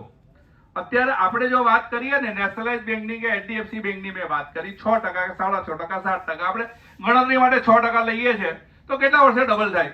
6% લે છે ખાલી 12 વર્ષે. તો અમે ઘણી વખત આ એચડીએફસી બેંકમાં, હું બી પીપલ્સ બેંક છોડીને એચડીએફસી બેંકમાં ગયો. થોડા ટેકનિકલ પ્રોબ્લેમ આવ્યા એટલે એડવાન્સ ટેક્સ ભરવા માટેના. તો અમે મારી પાસે શેર છે એટલે હું એનો લાઈવ એક્ઝામ્પલ આપું છું કે એચડીએફસી બેંક, બધાને ખબર છે કે એચડીએફસી બેંક 17 છે. મારે એફડી મૂક્યું હોય ને તો આપણે એવું છે કે ભાઈ 5 લાખની લિમિટ છે તો કોઓપરેટિવ બેંકમાં હું કામ જવું? નેશનલાઇઝ બેંકમાં જાઉં, એસબીઆઈમાં જાઉં, બેંક ઓફ બરોડામાં જાઉં, આઈસીઆઈસીઆઈમાં જાઉં, કોટકમાં જાઉં, એચડીએફસીમાં જાઉં. તો મેં એચડીએફસી પસંદ કરી કારણ કે એચડીએફસીનો શેર મારી પાસે છે. તો 30 વર્ષની અંદર એફડી તો મૂક્યા એવા કારણ કે બે વસ્તુ મારા મગજમાં બહુ ક્લિયર હતી કે એચડીએફસી બેંક મારી જે એફડી છે ને તે એફડી માંથી કંઈ ને કંઈ કમાશે, એનો પ્રોફિટ બી કાઢશે, એનો ખર્ચો બી કાઢશે ને મને બી 6, 7, 8% આપશે. બરાબર છે ને? 10 વર્ષ લગીને 10 વર્ષ તો મૂકવા જ પડે ભાઈ, તો ડબલ થાય ને. કારણ કે મેં એક્ઝામ્પલ આપ્યો ત્યારે જે વસ્તુ મારે આજે લેવાની છે 100 માં હું નથી લેતો. 200 રૂપિયા 10 વર્ષ પછી પાકે છે ત્યારે વસ્તુ 400 ની થઈ જાય. તો મને જે 100 રૂપિયાનો ગેઇન થયો તે નોશનલ ગેઇન છે. એમાંથી મારું કંઈ થતું નથી, કારણ કે એ ઘસારો ઉધઈ જેવો છે, એ મારી મૂડીને અને મારા વ્યાજને ઘસી નાખે. તો HDFC બેંકની અંદર તમે 30 વર્ષ પહેલા જો એફડી મૂકી હોય ને દર વર્ષે આપણે બધા ડબલ વાળા જ છે. મેં તમારી બેંકમાં સલામત કરવા માટે ખાસ જોયું, મુકેશભાઈ મારા સાક્ષી છે, ડબલમાં ફેરવી લાવવાની કેટલા મહિને છે, આ ટિપિકલ ખત્રીઓનો આ. એટલે તો HDFC બેંકની અંદર જો તમે એફડી ડબલ કરી હોય ને 12%થી બી તો 64 ગણા પૈસા થયા, અને એના શેરમાં 1200 ગણા પૈસા થયા. બોસ, અમે તમને એ જ કહીએ છીએ કે તમને HDFC બેંકમાં વિશ્વાસ છે તો તમે HDFC બેંકનો, સ્ટેટ બેંકનો, બેંક ઓફ બરોડાનો શેર લઈને મૂકી દો ને. શું કામ તમે એફડી મૂકવા જાઓ? તમને ડિવિડન્ડ બી ટેક્સ ફ્રી. ને સાહેબે કીધું તેમ તમે આજે એમ માનો કે 2000 નો HDFC બેંક લેવું ને 2 વર્ષમાં 4000 થવાનો જ છે HDFC બેંકનો શેર, તો તમને જે પ્રોફિટ થયો તેવી ખાલી 12.5% જ છે. તો નીતિનભાઈએ બહુ સરસ વાત કરી કે તમારી હવે પછીની પેઢીને તમે શું આપવા માંગો છો. તમારી પેઢી, આવનારી પેઢી તમારા પર રોજ નવા હાર ચડાવે કે તમારો ફોટો જોઈને ગાળ દે કે આખી દુનિયા પૈસા રોકતી હતી, ત્યારે તમને એવું થયું કે ના, મારે રિસ્ક નથી લેવું, મારે જોખમ નથી લેવું. જોખમ હાનું છે? એક વસ્તુ છે, જોખમની કોઈ વ્યાખ્યા આપો મને, કોઈ જોખમની વ્યાખ્યા આપશો? ભાઈ આટલા બધા હું તો યાર સર્ટિફાઈડ ડોબો બેંકનો. જોખમ એટલે હું, તમે કોઈ પણ પ્રકારનું જોખમ નથી લેતા અને એ જ મોટું જોખમ છે. તમે રિસ્ક નથી લેતા એ જ મોટું રિસ્ક છે. જે નીતિનભાઈ વાત કરી તે બી હું બી 30 વર્ષથી પૈસા રોકું જ છું, તો પર એનમ મારું 22% એન્યુઅલાઇઝ ફ્રોમ ડે 1 મારું રિટર્ન છે. From day 1. ને મેં પૈસા નથી પડે તો મારે ટેક્સ બી નથી લાગ્યો. આ સાહેબે જે કાઢ્યું છે ને SBI નું, અમે બી એ કાઢ્યું જ છે. ને બીજા બધા આ રીતના ફંડ જે એને છે ને તે એકચ્યુઅલી પહેલા બેલેન્સ ફંડ કહેવાતા હતા, પણ બધા એજન્ટોએ એને છે ને તે મિસયુઝ કર્યો. પેન્શન ફંડ કહીને વેચ્યા, એટલે હાઇબ્રિડ ફંડ નામ આવ્યું SEBI. પણ આપણા પછીના જનરેશનને અમે આ જ વસ્તુ લઈને આવ્યા છે. આજે 8 માંથી 18 ટ્રાન્સફર થાવ. એનું કારણ છે કે નીતિનભાઈએ જે વાત કરી ને તે જ વ્યક્તિઓ મને પણ મળ્યા છે. હું અત્યારે નહીં કહું, પણ એકાદ બે તો અહીંયા હાજર પણ છે, 20 વર્ષથી રિટાયર થયેલા માણસો. કારણ કે આવક અડધી થઈ ગઈ ને ખર્ચા ડબલ થઈ ગયા. પરિસ્થિતિ એ છે કે 80મે વર્ષે પ્રોબ્લેમ આવે છે ને એકાદ બે સાહેબોએ તો બેંકની અંદર અરજી બી આપવી પડી છે કે ભાઈ અમને કંઈક આર્થિક મદદ કરો, દવા દારૂ માટે નહીં પણ દવા માટે કહેવાય, હાથે દવા દારૂ હાથે બોલાય. તો મ્યુચ્યુઅલ ફંડ શું છે? મ્યુચ્યુઅલ ફંડ શું છે? કોઈને કોઈ સારી વ્યાખ્યા તો આપો. કારણ કે અત્યારની તારીખમાં અમે બિઝનેસ કરવામાં તો હું છું ને કિશોરભાઈ છે, અને માલી સાહેબ રિટાયર થઈ ગયા બિઝનેસમાંથી, બીજા તો કોઈ દેખાતા નથી. મેં રુચિ દેસાઈ મોર્ગન સ્ટેનલીના MD આવેલા ને જ્યારે સંસ્થામાં, ત્યારે એમને બહુ સરસ વાત કરી કે તમે કોઈ એક બિઝનેસ કરી શકો, 2 બિઝનેસ કરી શકો, પણ જ્યારે તમે મ્યુચ્યુઅલ ફંડમાં ઇન્વેસ્ટમેન્ટ કરો ને બોસ, ત્યારે 15 થી 20 ઇન્ડસ્ટ્રીની ટોપ 5 કંપનીઓની અંદર તમારા પૈસા રોકાય છે. તમે એના પાર્ટનર બનો છો. 1000 રૂપિયાની SIP હોય તો બી તમે મારુતિના પાર્ટનર, HDFC બેંકના પાર્ટનર, ICICI બેંકના પાર્ટનર, મહિન્દ્રા પાર્ટનર. તો ચંદ્રેશભાઈને એક સવાલનો જવાબ તો અહીંયા બી છે ને. મેં છેલ્લા 8 મહિનામાં જોયેલું બી છે કે મારુતિનો શેર 30% ઘટી ગયો, પણ મારુતિની સેલ વધતું હતું. તો મારે મારુતિના શેર જોવો જોઈએ કે એનું સેલ વધતું હોય તે જોવું જોઈએ? કારણ કે તે પછી મારુતિના શેરે 6 મહિનામાં 30% રિટર્ન આપ્યું. બિઝનેસનો સૌથી મોટો એક વાર્તા કેવી હોય છે કે સસ્તામાં લેવું ને મોંઘામાં વેચવું. સવાલ એ જ છે ને. તો અહીંયા બી એવું જ છે, પણ અહીંયા આપણા ઇન્વેસ્ટરો કાં ભેરવાય છે કે જે મેં કીધું ને રિસ્ક. અમારા બી બહુ ફોન આવ્યો. અમે છે ને છેલ્લા 6 મહિના લોકોને મેનેજ જ કર્યા. અમે તમને કોઈ રિટર્ન નથી અપાવતા. અમારું કામ તમારા ઇમોશનને મેનેજ કરવાનું છે કે ભાઈ અમે 45 વર્ષમાં આવું બધું બહુ જોયું, આવું બધું આવ્યા જ કરે. મેં કીધું ને કે અમે 125 વર્ષથી આ માર્કેટમાં છે. કોરોનામાં બી માર્કેટ નથી ડાઉન થયું. સાહેબે કીધું તેમ કોરોનાની અંદર જે બહુ નબળા નસીબનો હતો ને, કે જેને 12,500 લીધેલું ફેબ્રુઆરીમાં નિફ્ટી, એના પૈસા બી 5 વર્ષે ડબલ થયા. પછી બી બજાર 40% ઘટેલું. ને જે બહુ નસીબદાર હતો કે જેને 7,500 લીધું ને તેના પૈસા જે 4 ગણા થયા 5 વર્ષમાં. તો સવાલ એ છે કે તમારે પૈસાનું રોકાણ કરવાનું જ નથી. અહીંયા તમારે તમારા પૈસાનું રોકાણ અહીંયા નાખવાના જ નથી. તમારે તમારા સમયનું રોકાણ કરવાનું. અમારે જ્યારે કોઈ પણ પહેલી વખત આવે ને ત્યારે એક જ વસ્તુ છે કે તમે જે આ પૈસાની વાત કરો છો કેટલા સમય માટેના છે. આ મ્યુચ્યુઅલ ફંડ છે તો તમારે અહીંયા વેલ્થ ક્રિએશનની વાર્તા છે. અહીંયા એવું નથી કે ભાઈ દર મહિને 8% મળી જ જવા જોઈએ, ક્વાર્ટરલી 8% મળી જ જવા જોઈએ, એવી બધી કોઈ વાર્તા નથી. અમે એક બહુ સરસ કાઢ્યું છે કે તમે 50 લાખ રૂપિયા, એક એક્ઝામ્પલ છે, 8% લેકે તમે વિથડ્રોલ કરો છો તો લગભગ 35,000 રૂપિયા પહેલા 5 વર્ષ થાય છે ને એ 5 વર્ષ પછી તમારી વેલ્યુએશન 74 લાખ થાય છે. બજારની વધઘટને ભૂલી જાઓ. પછી તમે એ 75 લાખ રૂપિયાના 8% લેખે વિથડ્રોલ કરો છો, લગભગ 50,000 રૂપિયા જેવું થાય છે. 33,000 નું 50,000 થાય ને તમારી વેલ્યુએશન 10મે વર્ષે 1 કરોડ રૂપિયા થાય. એ 1 કરોડના તમે પાછા 8% લેખે 8 લાખ એટલે કેટલા 66,000 રૂપિયા દર મહિને ઉપાડો છો. તો આ રીતે તમે 20 વર્ષ પછી તમારા 50 લાખના 2.5 કરોડ રૂપિયા તમે તમારા વારસો ને આપી જાઓ છો અને છેલ્લા 50,000 અને છેલ્લા 5 વર્ષમાં તમે 1.25 લાખ રૂપિયા મંથલી વિથડ્રોલ લેવું. તો એનો અર્થ શું થયો કે તમે મોંઘવારીને બી બીટ કરો છો. તમારું વિથડ્રોલ જે ઇન્ફ્લેશન છે તેને હાથે મેચ થાય છે કે બીટ કરે છે.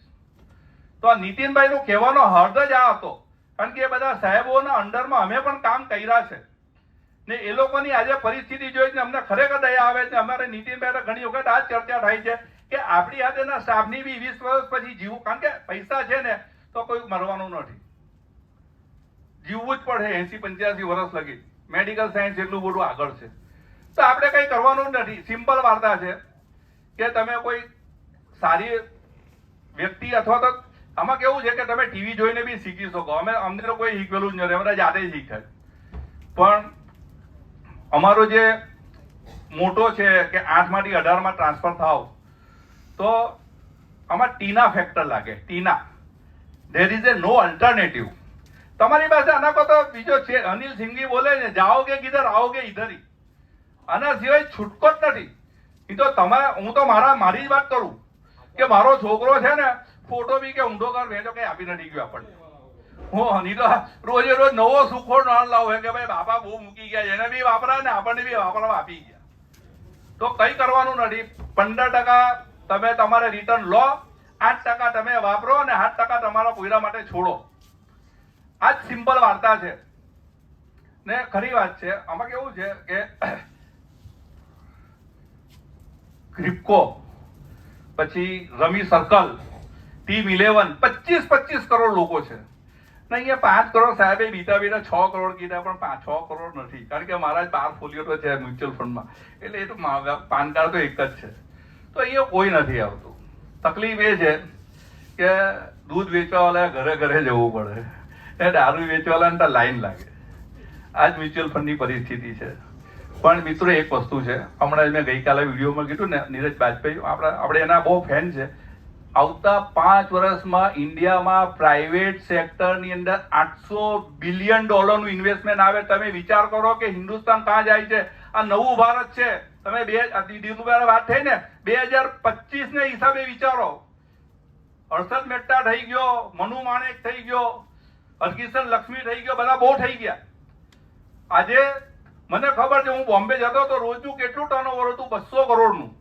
આજે 20 લાખ કરોડનું ટર્નઓવર છે. 2 સ્ટોક એક્સચેન્જ મળીને પણ કોઈ ફ્રોડ નથી થતા. કેમ? કારણ કે સેબી નામનો ડાગ્યો બહુ ખતરનાક છે.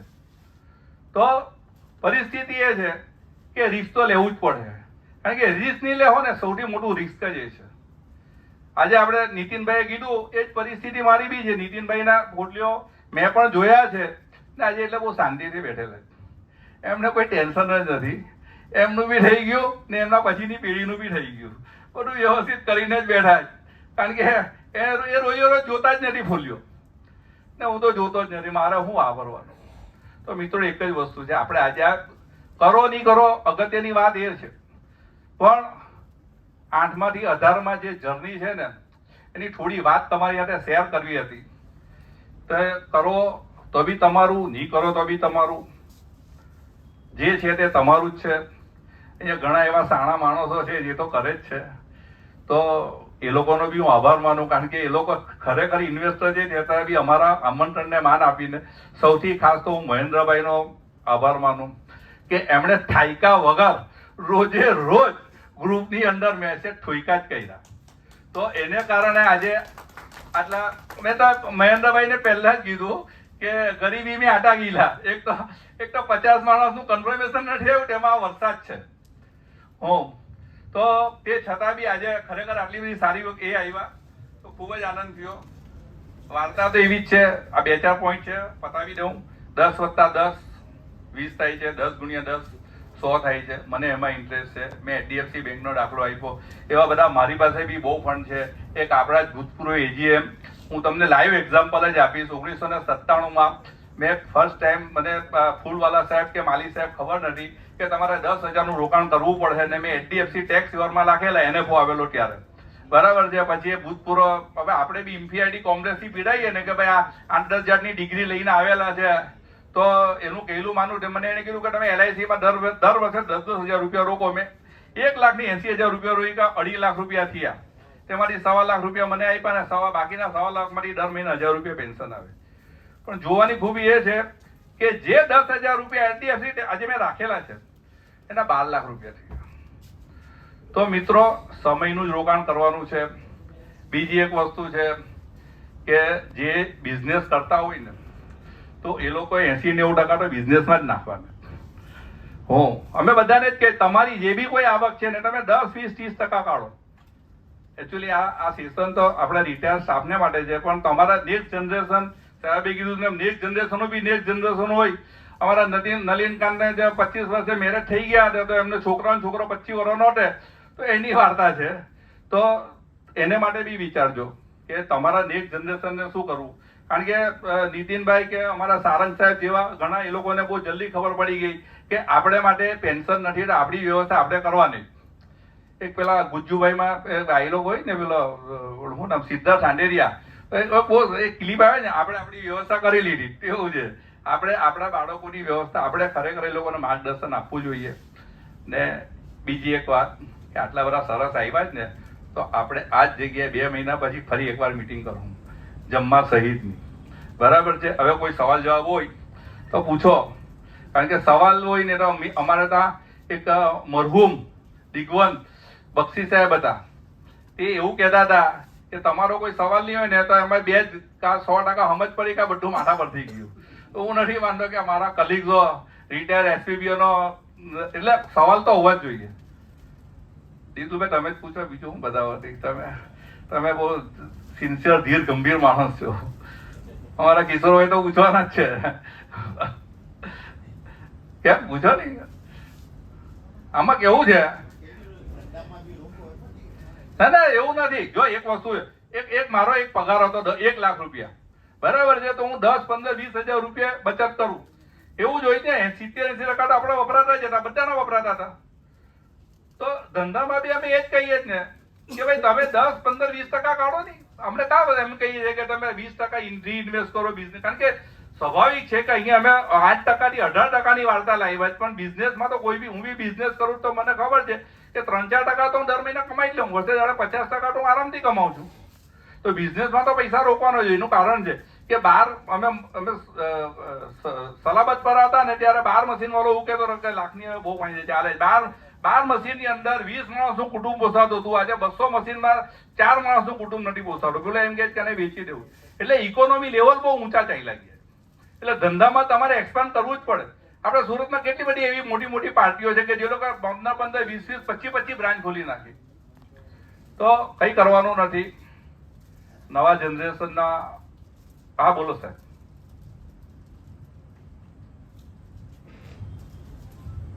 હવે ધંધામાં બી એટલી બધી કોમ્પિટિશન થઈ ગઈ કે કોઈ મને કહો કે 20 થી 25% રિટર્ન હવે તમને બી કોઈ જગ્યાએ મળે છે, કોઈ બી ધંધામાં બતાવો મને. એટલે આ જે વગર મહેનતનું, ફક્ત ઘરમાં બેસીને ટાટિયા પર ટાટિયા ચડાવીને 15 થી 20% રિટર્ન લેવું, ખાલી સમય જે વાત એક જ થાય છે કે સમય આપવો પડે. અને રિસ્ક તો બધે જ છે. તમે કોઈ બી કોઓપરેટિવ બેંકમાં મૂકો, માનો કે 9%ની ડિપોઝિટ અત્યારે કશે બી મૂકો, તો બેંક ત્યારે શું થશે તેનું કોઈ ગેરંટી છે? તો પૈસા તમે ક્યાં મૂકશો?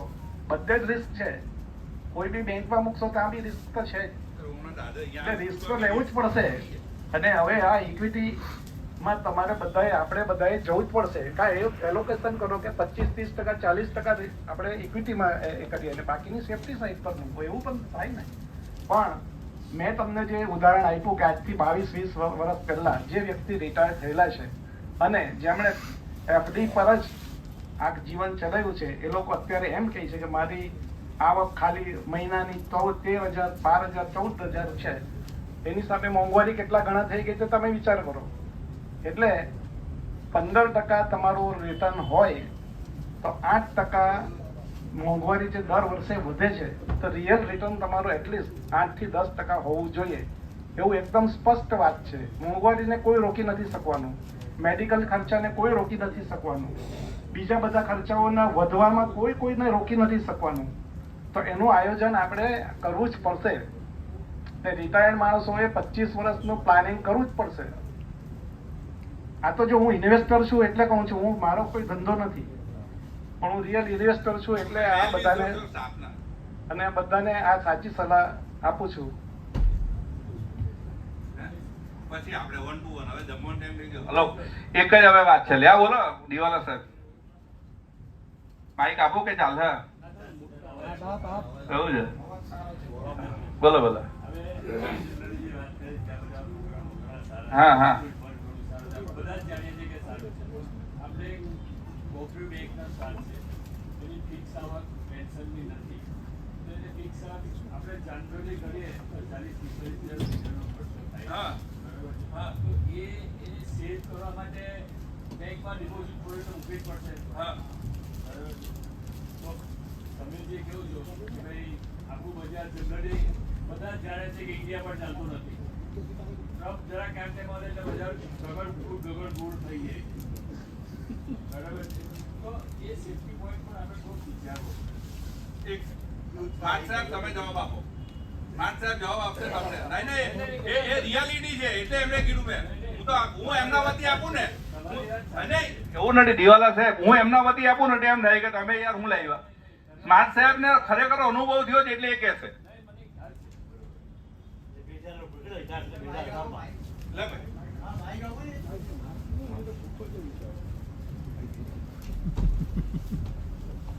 એ પછી મેં કોરોના પણ જોયો 2018 પછી પણ.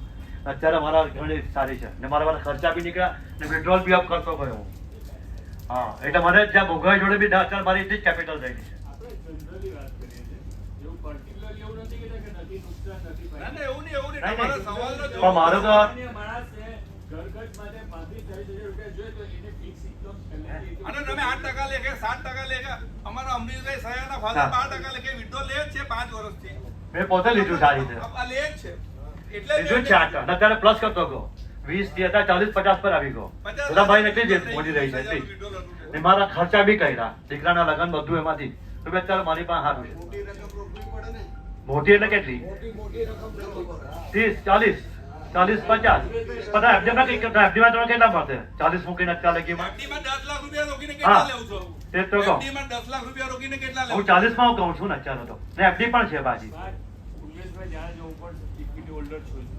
મારો મૂલ્ય કેટલી જતો કેટલો થયો છે એ પણ એ જાણે છે. તો હું એવું નથી કહેતો કે આ ખોટું છે, એવું નથી કહેતો, પણ માણસ અમુક ઇન્કમ પર્ટિક્યુલરલી આપણે આટલી રાખવી પડે છે. હે? આપણી 20-25,000 ની ઇન્કમ આપણે રાખવી પડે. આમાં પણ એ બધી ફેસિલિટી છે જ ને. પણ આમાં જે મળે જ છે, આમાં તમને મળે જ કેશ છે ફ્લો ભય હોય ને, કેશ ફ્લો ને બી એમાં નથી આવતું. લે જ છે. તમે જો કઈ અર્જન્ટ જરૂર પડે તો બે પૈસા આવી જાય, FD માં થાય છે, તો આમાં બી થાય જ ને.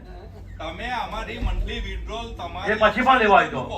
ને તમારે બંધ કરો. હમણાં નિલેશ ભગત હમણાં અમેરિકા છે, એણે બંધ કરી દીધું 6 મહિના માટે. આવો એટલે પાછું ચાલુ કરો. તમે ગમે ત્યારે તમારે કઈ ખર્ચ આકસ્મિક યાદ તો તમે યુ કેન વિથડ્રો. એક વાર્તા છે. પીપલ્સ બેંકની એફડી નો રેટ જેટલો હોય ને તેટલો તમારા એજન્ટને કહી દેવાનું કે મને મંથલી વિડ્રોલ આ રેટે આપી દે ને એટલા પૈસા જેટલી એફડી છે તેના મૂકી દઉં ને તમે જે રેટે તમને પીપલ્સ બેંક વ્યાજ આપે છે તેટલો લઈ લો. હું તમને આજે 50 માણસ વચ્ચે કહું 10 વર્ષે તમારા પૈસા ડબલ બી થાય ને પીપલ્સ બેંક જેટલા આપે છે તેટલા પૈસા બી મંથલી તમારા ખાતામાં આવશે. સેફટી પર્પઝ બી તમે પૈસા ઉપાડી શકો. આપણે બી કોઈ લોકોને FD માં પૈસા આવી જાય એવું માં પણ છે ને. 2 દિવસ થાય તો આપો તો. હીરો હોન્ડા બંધ થઈ ગયું, HDFC બંધ થઈ ગયું, પીપલ્સ બેંક બંધ થઈ જાય તો શેર બજાર બી બંધ થઈ જાય. એટલે એ રીતે કઈ ગભરા એટલે સેફટી બી છે. એમાં કઈ તારે પૈસા જોઈતા હોય ઇન્સ્ટન્ટ 2 લાખ તો તમે તાર બીજા આવી જાય. જે આપણે એફડીમાં કરી શકીએ છીએ જનરલી એવું તે જ. એવું કહેવા નથી માંગતો કે મ્યુચ્યુઅલ ફંડ કે ઇક્વિટી ખોરાક છે. ના ના એવું નથી પણ મને એવું લાગે છે કે આમાં બી નીતિનભાઈ કે તેવું જ છે લોંગ વિઝન તમારે રાખવું પડે લાંબુ ઇન્વેસ્ટમેન્ટ જોઈએ પીપલ્સ બેંક કેટલા ટકા લેખે આપે તમને? હા. હા તો તમને 8% મળે, ચાલો, અને તમારા પૈસા ડબલ થાય. હવે બીજું તમારે શું જોઈએ? એ તમે એમાં 10% બી કરી શકો. ના ના એવું નહીં, 25 સાહેબ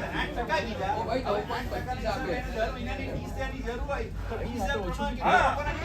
અરે એ બધી વાર્તા છોડો ને, તમારી પીપલ્સ બેંક ની એફડી ઉપાડીને મૂકી દો અને 8% લેખે લઈ લો.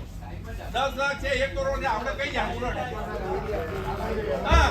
એમાં તમે 8% નહીં વધારે બી વિડ્રો કરી શકો જરૂર પ્રમાણે. અને આપણે મેં તમને સાહેબ બતાવું.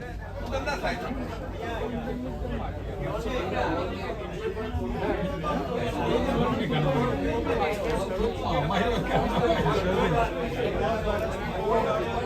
ના, પણ આમાં એક એડવાન્ટેજ છે કે 8% ફિક્સ થઈ ગયા બેંકમાં તો અમે 8% તો ફિક્સ થઈ ગયા તો મૂકો એટલે ઊંચા વ્યાજ મળે છે એફડી નું 8% ફિક્સ થઈ ગયું છે.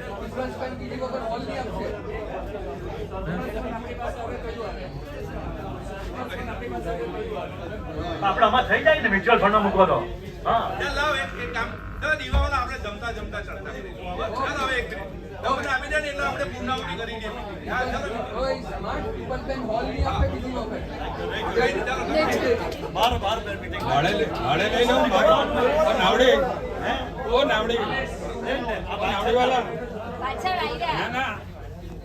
પડોશી પડોશી એ છે ને હા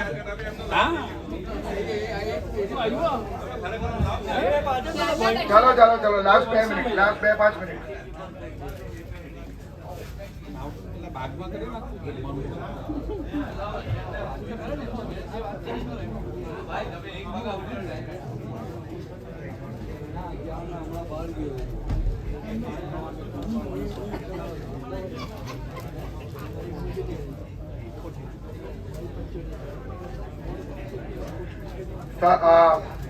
સરે જેમ કીધું કે બધા આપણે એવી તો ચર્ચા કરતા નથી કે તમારા બધા જ રૂપિયા રોકાણ માટે જ નાખી દો.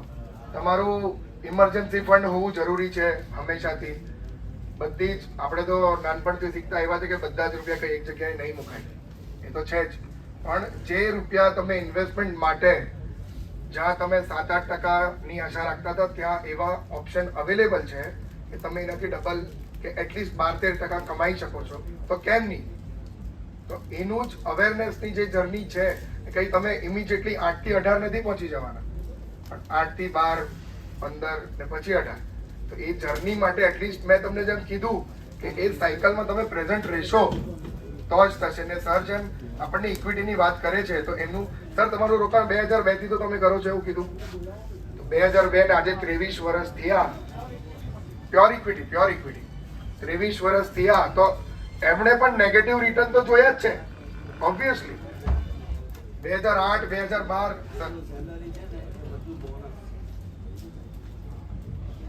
મારો છે ને શેર બજાર ને મ્યુચ્યુઅલ ફંડ નો અનુભવ એવો છે કે બજાર જ્યારે ક્રેક થઈ જાય ત્યારે જે પ્રમાણે વધતું હોય એ પ્રમાણે ઘટે એટલું બધું ઘટી જાય છે, એને પાછું વધતા બહુ વાર લાગે. આયરા બહુ સરસ પોઈન્ટ હતો, એનો એક લાઈન નો આન્સર છે ખાલી સર. આનો તો બહુ સરસ આન્સર છે. 2008 નું બધાએ જોયું છે, બધાને આઈડિયા છે 2008 નું જે ફોલ આવેલો કેટલા ટકા માર્કેટ પડેલું કઈ આઈડિયા? 61%. 61 બરાબર. પણ એ જયારે રિવર્સ થયું 2009-10 ટાઈમ લાગ્યો એને 2 વર્ષનો. ઓબ્વિયસલી એ હું અગ્રી કરું છું કે જે રીતે નીચે આવે એવું તરત ઉપર નહીં જાય, પણ એવું થતું હોતે તો આ માર્કેટની જરૂર નહીં હતી.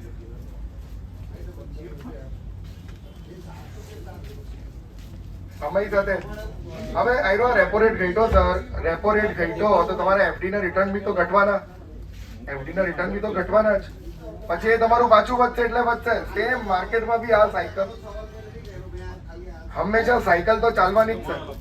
હું તમને એવી ખાતરી તો નહીં આપી શકું કે ઇમિડિયેટલી ઉપર જાય, પણ આ 61% નું 140% વળતર મળ્યું છે 3 વર્ષ. હેલો, બીએસસી નો જન્મ, બીએસસી ના સેન્સેક્સ નો જન્મ ક્યારે થયેલો? સંદેશભાઈ તો હતા ત્યારે, મને ખબર છે, ઉધના બ્રાન્ચમાં બી અમે કરતા હતા 1980 માં. કેટલાથી થયેલો? 100 થી. બરાબર છે. આજે કેટલો છે? અરે બોસ, તમને એક જ વાત કરીએ, ટાઈમનું ઇન્વેસ્ટમેન્ટ કરો. 16% પર એનમ 45 વર્ષથી પૈસા બનાવે છે બીએસસી નો સેન્સેક્સ. તમે કઈ નહીં કરતા, ખાલી બીએસસી ના સેન્સેક્સ માં પૈસા લાગતે ને તો બી 16% રિટર્ન છે. એને હું ડિવિડન્ડ તો કન્ટિન્યુટી 1.5% ડિવિડન્ડ yield છે, એ તમે ઉમેરો 18% રિટર્ન છે. પણ તમે રોજે રોજ પેલો આંબાનો પેલો હું ગોટલો લાગ્યો ને રોજે રોજ ખોલીને જોવો કે કેટલું બહાર આવ્યું, કશે બહાર નથી આવતું. ઘરમાં બી બહાર નહીં આવે ને ગોટલામાં બી બહાર નહીં આવે.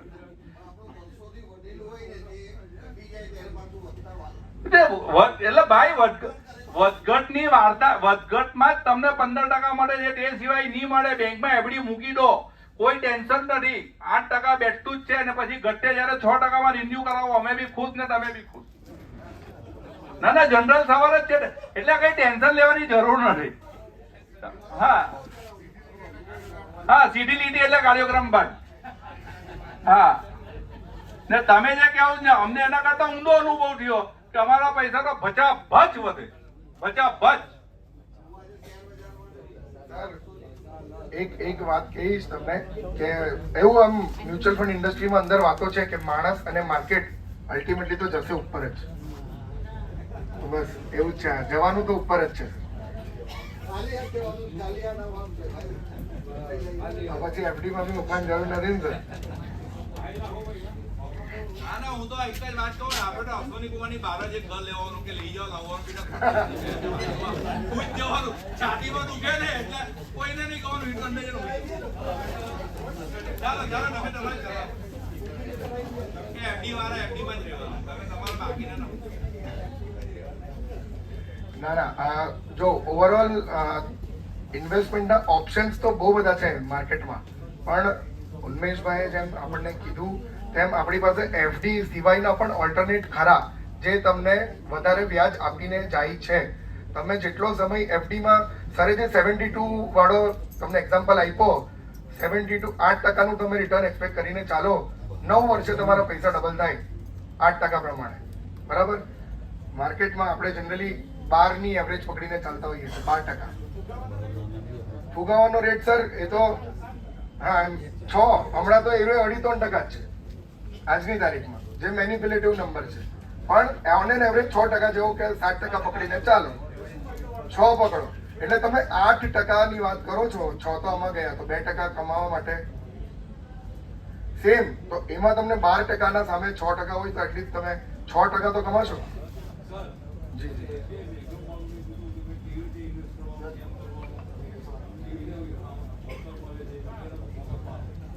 દિનેશભાઈ, આમાં કેવું છે કે 50 મ્યુચ્યુઅલ ફંડો છે અને તેમાં લગભગ 3 થી 4 હજાર સ્કીમ છે.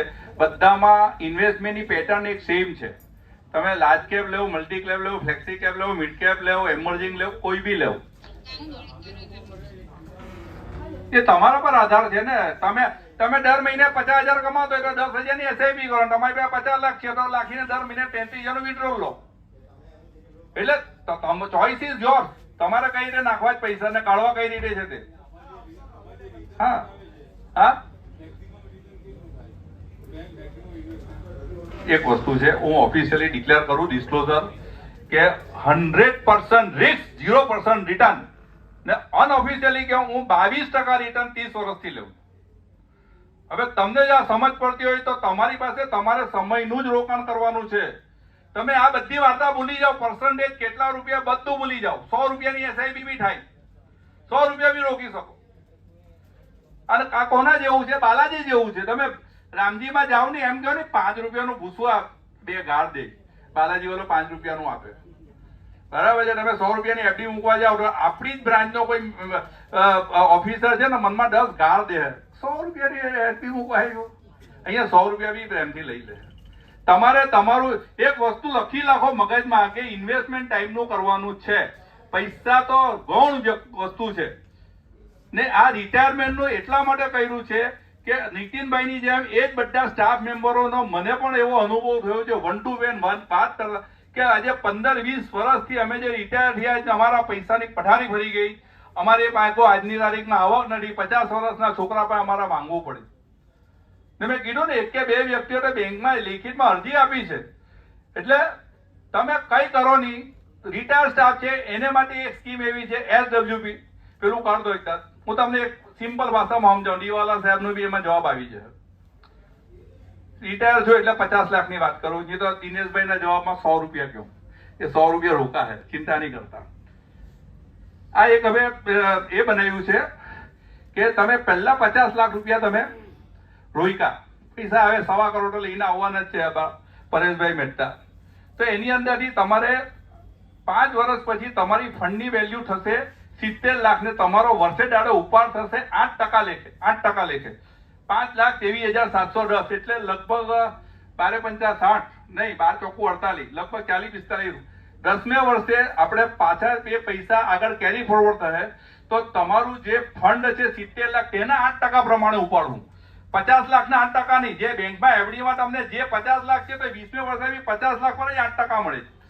તો 20મે વર્ષે જ્યારે થશે ત્યારે તમારું વિડ્રોલ 1,10,000 થશે 8% લેખે, ને તમારી વેલ્યુ થશે 1,75,00,000. આ તમે તમારા છોકરાઓને આપીને જશો ને બીજા 5 વર્ષ તમે ગણતરી કરશો તો તમારું વિડ્રોલ થશે દર મહિને 1.5 લાખ રૂપિયા, ને તમારા છોકરાઓને તમે 3.25 કરોડ રૂપિયા આપીને જશો.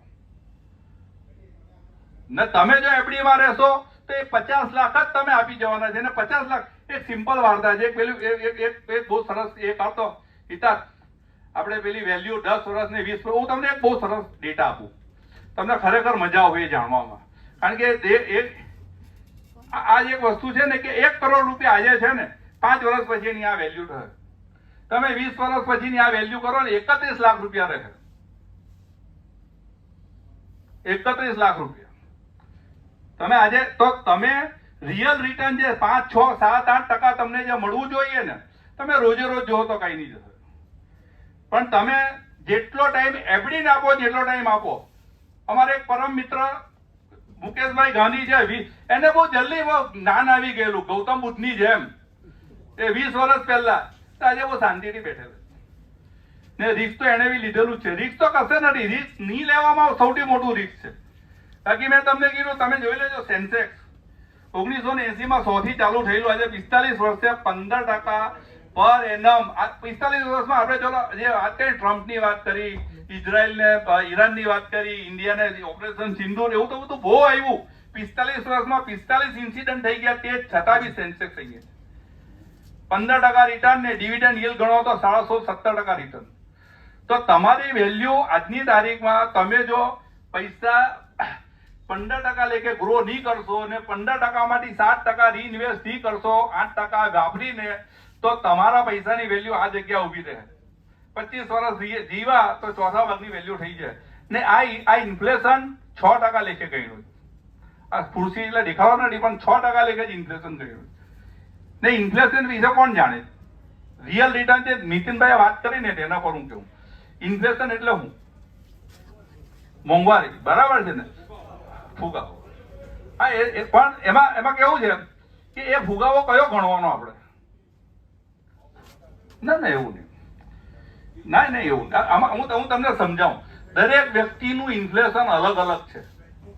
દરેક વ્યક્તિનું ઇન્ફ્લેશન અલગ અલગ છે. હું 200 રૂપિયાની સ્લીપર પહેરું છું સાહેબ, તો 2000ના બૂટ પહેરે તો ઇન્ફ્લેશનમાં આવે. હું 1000 રૂપિયાના એ પહેરું છું, એમને 2000ના પહેરે છે. એટલે દરેક વ્યક્તિનું ઇન્ફ્લેશન જુદો છે. એમને ત્યાં મેરેજ આવ્યા છે, હું 500નો વ્યવહાર કરું છું, 2000નો વ્યવહાર કરે, તો એમનો ઇન્ફ્લેશન 10 થી 12% પર પહોંચે, મારો 6% છે. હું કશે રખડવા જતો જ નથી, સુરતની બહાર અઠે દ્વારકા. ને એમને એવું થાય છે કે ભાઈ વર્ષમાં યાર 4 વાર તો શ્રીનાથજી જવું જ જોઈએ. તો દરેક વ્યક્તિનો ઇન્ફ્લેશન જુદો છે. તો ઇન્ફ્લેશન આપણો જે છે ને, તમારા કોઈ લાગ્યું નથી, આ સ્માર્ટ સાહેબ જ લાવ્યા છે. દીકરીને ખબર છે, હિસાબ લખે જ ને, 10 વર્ષ પહેલા કેટલો ખર્ચો હતો, આજે કેટલો ખર્ચો, બરાબર છે. તો ઇન્ફ્લેશનમાં એવું છે કે સીધી ને સાદી વાત છે, તમે બધા જ મારી ઉંમરના છો. 30 વર્ષ પહેલા ઘરનો ખર્ચો કેટલો હતો, આજે એક મીંડું ચડી ગયું. હા બોલો. હા તો હવે ભાઈ તમે 8% જેટલું આટલું મોટું રિટર્ન લેવું છે એફડીમાં, એટલે તમને તો ઇન્ફ્લેશન લાગવું જ નહીં જોઈએ. અમે ખાલી 15% લઈએ તેને જ લાગવું જોઈએ યાર. તમને શું કામ લાગે? હા, એટલે 2000 ના બૂંડો 200 ની સ્લીપર તો હું પહેરું.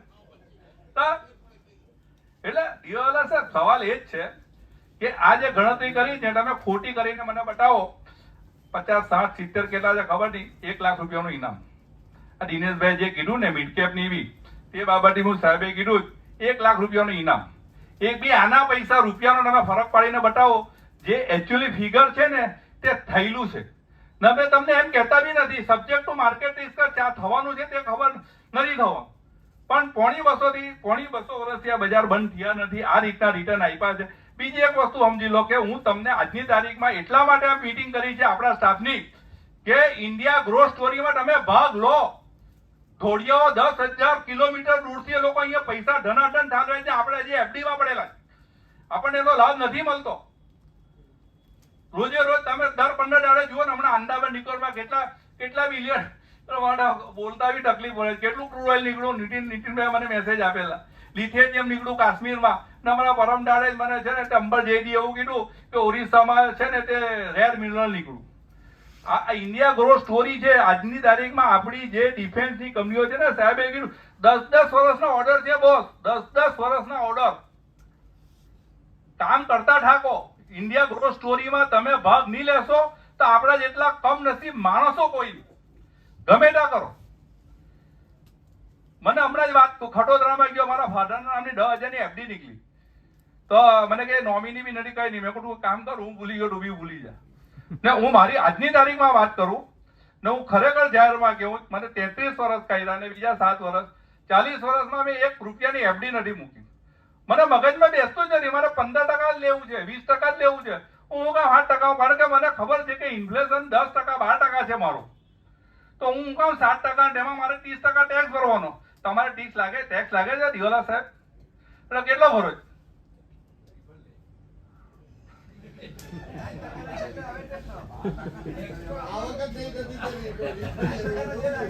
ના કઈ ચિંતા નહીં કરો. આજે તમારા બધાના સાથ સહકારથી હું એવી જગ્યાએ પહોંચ્યો છું કે આપણને છે ને 30 ભંડારાઓ વાળા બી ઓળખે છે ને સિવિલમાં બી ઓળખાણ છે. માંડા બેઠો સિવિલમાં એક ફોન કરીને દાખલ કરશે ને ભંડારા છે તમારે. પણ ટૂંકમાં કહેવાનું તાત્પર્ય એ છે કે 8 થી 18% જે જર્ની છે ને કરો તો ભલે, નહીં કરો તો ભલે.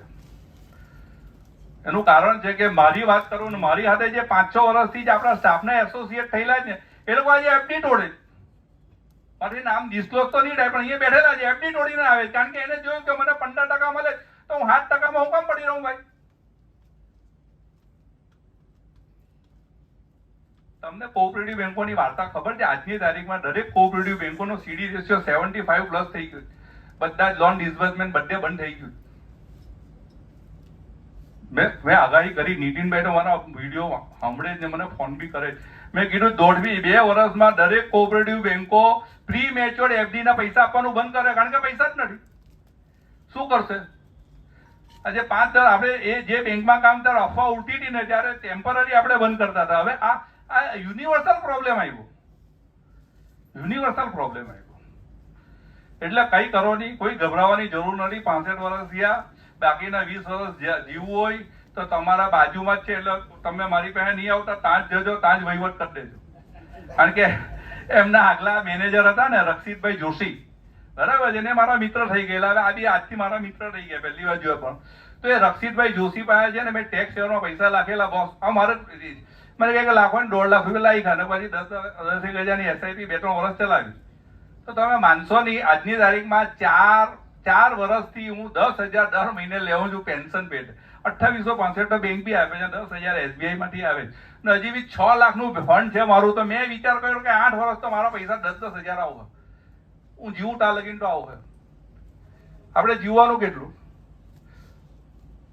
એટલે કહેવાનું તાત્પર્ય એ જ છે કે તમે ઇન્ડિયા ગ્રોથ સ્ટોરીના ભાગ લો બસ. બાકી હું તો એટલો નફ્ફટ છું કે કોઈ બી મને એમ કહે આટલી બધી વાર્તા કર્યા પછી જો મને કોઈ એમ કહે ને કે ઉન્મેશ બહુ તકલીફ છે 5,000 આપની, એટલે મેં તને કીધેલું ને કેમ પૈસા નહીં રોઈ ગયા, કેમ તેની એક્શન કેમ નહીં લીધું? Action is the magic. આ બધો અત્યારે જે બોલ્યા ને મેં તે તો બધા સોડાનો ઉભરા જેવું છે. એ બધા બહાર જઈને ભૂલી જાય, શ્રીખંડ પૂરી ખાય ને ઘરે જઈને હોઈ જવાનું, પછી હવારે કાં ગયેલા યાદ બી નહીં રહે. બરાબર? તો હજી કોઈ સવાલ? હા,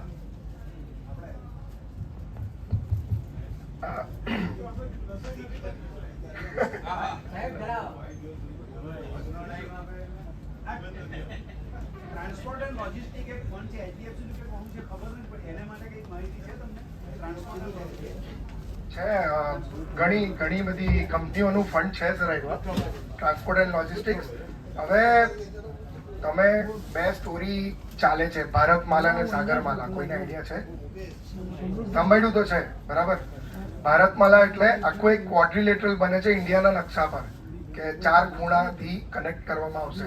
એક આપણા દિલ્હી મુંબઈનો આખો રસ્તો બને છે, જે અહીંયા કીમ પાસે એના રસ્તા પણ બની ગયા છે, તમને ખ્યાલ જ છે. તો એ જે સરે કીધું ને ઇન્ડિયાની ગ્રોથ સ્ટોરી, તો આ બધું એનો પાર્ટ છે. સાગરમાલા એટલે કોસ્ટલ રોડથી કનેક્ટ કરે છે બધાને. ને તમે જોયું જ હશે આપણું આખું વેસ્ટર્ન લાઇન, મતલબ કચ્છથી લઈને નીચે સુધી કન્યાકુમારી સુધી એ આખું કનેક્ટ થાય છે ને રસ્તા, તો આપણે જોયા છે નજરો નજર. તો એ સ્ટોરી પર પૈસા છે. તો આ બધું ચાલવામાં તમારું સિમેન્ટ છે, મટીરિયલ છે, બધું વપરાવાનું. Ultimately infrastructure same. આ બધું વસ્તુઓ પહોંચાડવા માટે ટ્રાન્સપોર્ટ છે, લોજિસ્ટિક છે, આવી બધી કંપનીઓ આવશે. એક ઇનોવેટિવ કંપની આવી છે કે નવાઈનું બધું કામ કરે છે, નવીનતાથી પોતાની પ્રોડક્ટમાં, પ્રોસેસમાં. આવા બધા સ્ટોક્સ લેવામાં આવે છે. તમારી પાસે જેમ સરે કીધું સમય છે, સમય આપશો તો એની અંદર પણ ફ્રૂટ જોવા મળશે. પણ અગર રોકાણ કર્યું છે તો રોકાયેલા રહેજો. હજુ ગ્રોથ સ્ટોરી હજુ ઇમ્પ્લિમેન્ટેશનમાં છે. એક પેલી એફડી ની વાત હતી ને, એના પર એક મને પોઈન્ટ કેવો હતો એ હું તમને કહી દઉં. એફડી માં એવરી યર TDS તો ભરવાનું આવે જ છે તમારે, બરાબર. મ્યુચ્યુઅલ ફંડમાં તમે જ્યાં સુધી વેચશો નહીં ત્યાં સુધી ટેક્સ ભરવાનો નથી આવવાનો. એમાંથી પર પેન કાર્ડ 1.25 લાખ સુધી તો ટેક્સ ભરવાનો જ નથી. તો તમે જે રિટર્ન લેશો એમાં ટેક્સનો એમબી હવે તો 12 લાખની લિમિટ થઈ ગઈ. ઇન્કમમાં જોડાશે તો બી ક્યાં સુધી જોડાવા? તો તમારે એવરી યર પણ TDS તો ભરવાના જ છે. આમાં નથી ભરવાનું. અમે ગણતરી કરેલી, મને હવે આ થોડી 2-3 વર્ષ જૂની ગણતરી છે કે હું ડીસેલ નથી કરતો એફડી. એમ કઈ ખોટું નથી, પૈસા રોકવા એમાં પણ જરૂરી છે, પણ બધા કાચ મૂકવા જરૂરી નથી, બરાબર. બીજી વસ્તુ કે 6% અગર મને વ્યાજ મળે છે, 6 કે 7% રિટર્ન મળે છે, તો નેટ તમે ઘરે કેટલા લઈ જાઓ છો મને ખબર છે? 4.18. બધું ગણાઈ ગયું તમારું અંદર, બધું ગણાઈ ગયું. નહીં ગણો તો 4.58 આવે. મ્યુચ્યુઅલ ફંડમાં તમે જશો, આ જ વસ્તુ તમારું ઇન્ફ્લેશન, ટેક્સેશન બધું કાઢ્યા પછી બી 10% ઉપરનું રિટર્ન બને છે. નેટ ઘરે લઈ જાઓ છો. તો હું એમ નથી કહેતો બધા જ રૂપિયા અહીંયા નાખો, પણ ખાલી બધા એફડીમાં નાખવાની બી જરૂર નથી. બીજું એક ઓવરઓલ મ્યુચ્યુઅલ ફંડ વિશે તમને હું માહિતી આપું કે લિસ્ટેડ કંપની બહુ બધી છે. કેટલી છે ખબર? 6,500 પ્લસ કંપનીઓ લિસ્ટેડ છે. બધામાં તો રોકાણ કરતા નથી. એમાંથી બી આપણા નિફ્ટી ને બધામાં તો 500 જ કંપની છે ટોટલ. નિફ્ટી 500 સંભાળ્યું હશે. 500 કંપની સેન્સેક્સ ઇન્ડેક્સ એના ઉપર જોવા મળે. એમાંથી બી તમે આ જે બધા ફંડમાં રોકો છો ને, ત્યાં 70, 80, 100 એવા જ સ્ટોકમાં સિલેક્ટ થાય. જે એનો એક્સપર્ટ ઓલરેડી બેઠો છે, ફંડ મેનેજરજીને કહીએ. આપણે નોલેજ છે આપણને, પણ આપણાથી એ ભાઈ ભણી ગણીને ત્યાં પહોંચ્યો છે, 20 વર્ષનો એક્સપિરિયન્સ કાઢ્યો છે. એ રોકાણ કરે છે તમારા બિહાફ પર. એનું જે પગાર ને બધું છે એ આ રિટર્ન પર આધારિત છે. તો ઓબ્વિયસલી 10માંથી એના 8 કોલ સાચા પડ્યા ને તો બી આપણું તો કામ થઈ જશે. 7 થી 8 1-2 ખોટા તો એ બી માણસ છે, રોબોટ નથી. એટલે 2 કોલ તો એના પણ ખોટા પડશે, હું ના નથી પડતો. આપણે એ જોવાનું છે કે ફંડ મેનેજર કેવો છે, એનું એક્સપિરિયન્સ કેવો છે. હવે એ કામ તમારું નથી, એ કામ ઉન્મેશભાઈ કરી આપશે તમને, એની કોઈ ના નથી. પણ એમને આ વિશે પૂરેપૂરો આઈડિયા છે. તો જેવી રીતે મેં તમને કીધું કે હેલ્થનો ડોક્ટર છે, તેમાં ફાઇનાન્શિયલ ડોક્ટર છે. તો કોઈ પણ મ્યુચ્યુઅલ ફંડ કંપની ઇક્વિટી સ્ટોકમાં 400 થી 500 કંપનીનો જ યુનિવર્સ બનાવીને રહેતી હોય, એમાં જે રોકાણ કરે, તમે કેટલા બી ફંડ જોઈ લો, આ 400-500 કંપનીમાં જ રોકાણ થતું હશે.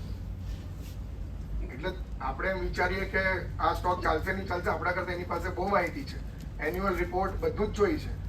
તમને જાણીને નવાઈ લાગશે. આ બધા ફંડ મેનેજર શું કરે, કોઈ એક સ્ટોક બાય કરવો છે ને, હું તમને એક નોર્મલ એક્ઝામ્પલ, આપણે સુરતની કંપની છે એથર ઇન્ડસ્ટ્રીઝ, ખ્યાલ છે? કેમિકલની કંપની છે. ઈવી વ્હીકલ વાળી નહીં, કેમિકલ વાળી. હા, એ કંપનીમાં મારે રોકાણ કરવું હોય તો એના જેવી બીજી 10 કંપની બી ફંડ મેનેજર ફરે. કેમ? કંપની વાળો તો પોતાના પેપર ગમે તે બતાવીને કરશે કે મારી કંપની સારી છે, બધું સારું છે. એની માર્કેટમાં ન્યૂઝ કેવી ચાલે છે એ પણ એ લોકો ધ્યાન રાખે. તો એના માટે એવી 10 કંપનીઓ પણ ફરતા હોય છે.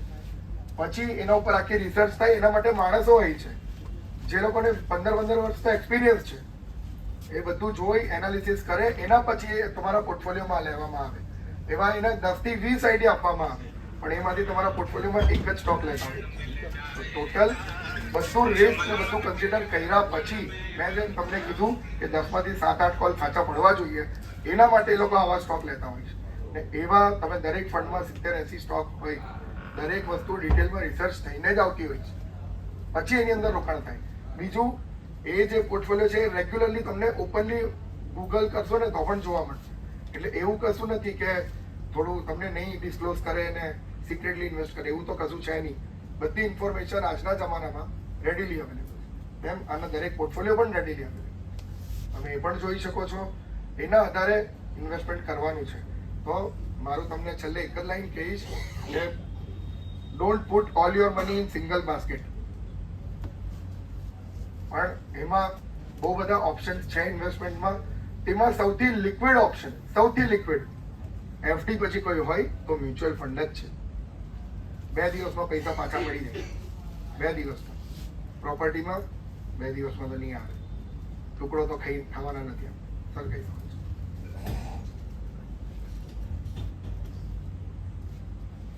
બધા પોતપોતાની રીતે રોકાણ કરે તે સાચું જ છે અને સારું છે, પણ હું મારો અનુભવ એ કેવું છું કે પહેલું છે ને મ્યુચ્યુઅલ ફંડ કરતાં પણ સારું છે એટલે ઇક્વિટી. પણ ઇક્વિટીમાં એક જ સવાલ થાય છે, આપણે જે ફ્રૂટ ખાઈએ તેમ કોઈને કેળા ભાવે, જમરૂખ ભાવે, એ ભાવે, બધી જાતના આવે. હવે એ બધા ફ્રૂટ ખાવો હોય તેના માટે મ્યુચ્યુઅલ ફંડમાં જવાનું. સ્પેશિયલ પણ ડીશ એ એક જ ડીશ 70-80 રૂપિયામાં મળી જાય. એમાં તમારાથી બધા જ ફ્રૂટ ખવાય. ફ્રૂટ સલાડ ખાઈ લો એમ. ટૂંકમાં કહેવાનો મતલબ એ છે કે FD અને મ્યુચ્યુઅલ ફંડ અરે ઇક્વિટી એ બેની વચ્ચે ગોઠવે છે કે 4 મહિના ભલે બંધ રહી પણ 8 મહિના તો કામ લાગે. બરાબર?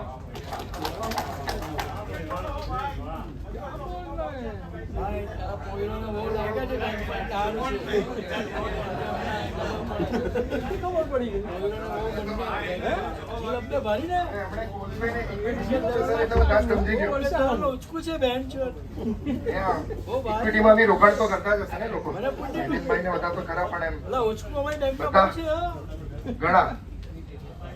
ઘણા ખાસ છે. મારી બાજુ બે નોકરી કરતો હતો. બહુ થઈ ગયું એ જ પૈસા કમાયા. અને મને ખબર છે ને એની બીજી બી વાત મને કેવો ને કોઈને નહીં ખબર હોય. FD માં આપણે એ જ એડિશન ની વાત કરીએ ને તેમાં આમાં આપણે મલ્ટિપ્લિકેશન ની વાત. હા, બીજો એક એક્ઝામ્પલ ખાલી એક આપી દઉં લાસ્ટ. અમારું જે એક ફંડ છે સર સાથે વાત થઈ, કોન્ટ્રા ફંડ. SBI નું 25 વર્ષ 26 વર્ષ જૂનું ફંડ છે. હવે અમે એમાં શું 25 વર્ષ પૈતા ને તો એની અંદર અમે એમ જ એનાલિસિસ કર્યું કે NFO ના ટાઈમથી જ્યાંથી આવેલું ત્યાંથી હમણાં સુધી કેટલા લોકો હજુ પણ ટકેલા છે. કેટલા લોકો હશે તમારા આશરે? એમ એક અંદાજે નંબર આપો. 100 ની અંદર ઇન્વેસ્ટર બચેલા હતા. એક્ઝેક્ટ કેવું તો 66. એટલા જ ફોલિયોમાં રોકાણ હતું NFO ના ટાઈમથી. પણ ત્યારે લોકોએ જે 1000 કે 10,000 રોકેલા આજે કરોડોમાં છે. એમાંથી 4 કરોડ 5 કરોડ ડિપેન્ડ કેટલા અમાઉન્ટ કરેલી હતી. પહેલેથી નામ કોન્ટ્રાનું તો એ જ છે. તો એવા હા, પણ એ 66 જે ફોલિયો મળ્યા ને કાં તો ભૂલી ગયેલા હતા કાં તો પછી હયાત નથી. એટલે અલ્ટિમેટલી તમે જોવા જાવ ને, મેં પહેલા કીધું તેમ ટેસ્ટ મેચ જેવું છે. ટકી રહેશો તો રૂપિયા બનશે ને આમાં ટકી જ રહેવાનું છે. બાકી આવા સારથી તો છે જ આપણી પાસે. આના સિવાય તમારે હજુ કોઈ પર્ટિક્યુલર ફંડ વિશે કે કઈ ઇન્ફોર્મેશન જોઈતી હોય તો ઉન્મેશભાઈ પણ છે, હું પણ અહીંયા છું. જે બી ક્વેશ્ચન હોય પૂછી શકો છો. Thank you so much.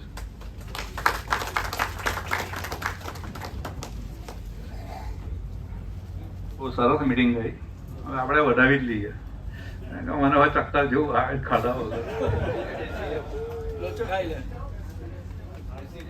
મહેન્દ્રભાઈનો ખૂબ ખૂબ આભાર કે આજની આ પરમિશન લઈને આવ્યા ચેમ્બરમાંથી. ને મને ખબર છે કે આ મીટિંગ માટે એમણે કેટલી મહેનત કરી ને મારા પર કેટલા ફોન આવ્યા. સૌથી પહેલા તો તમારા બધાનો આભાર, તમે આવ્યા અમારા આમંત્રણને માન આપીને. બરાબર. મહેન્દ્રભાઈનો આભાર, ચેમ્બરનો આભાર કે આ જગ્યા આપણને 2 કલાક 3 કલાક માટે આપી. જઈએ હવે નીચે ને ગપાકાપ જમીને ઘર ભેગા થઈને હોઈ જઈએ. દાળ તો હું ચાકીને આવેલો છું એટલે દાળ ભાત ખાવું તો ઊંઘ તો આવે. Thank you very much. ખૂબ ખૂબ આભાર, ધન્યવાદ આપ સૌનો.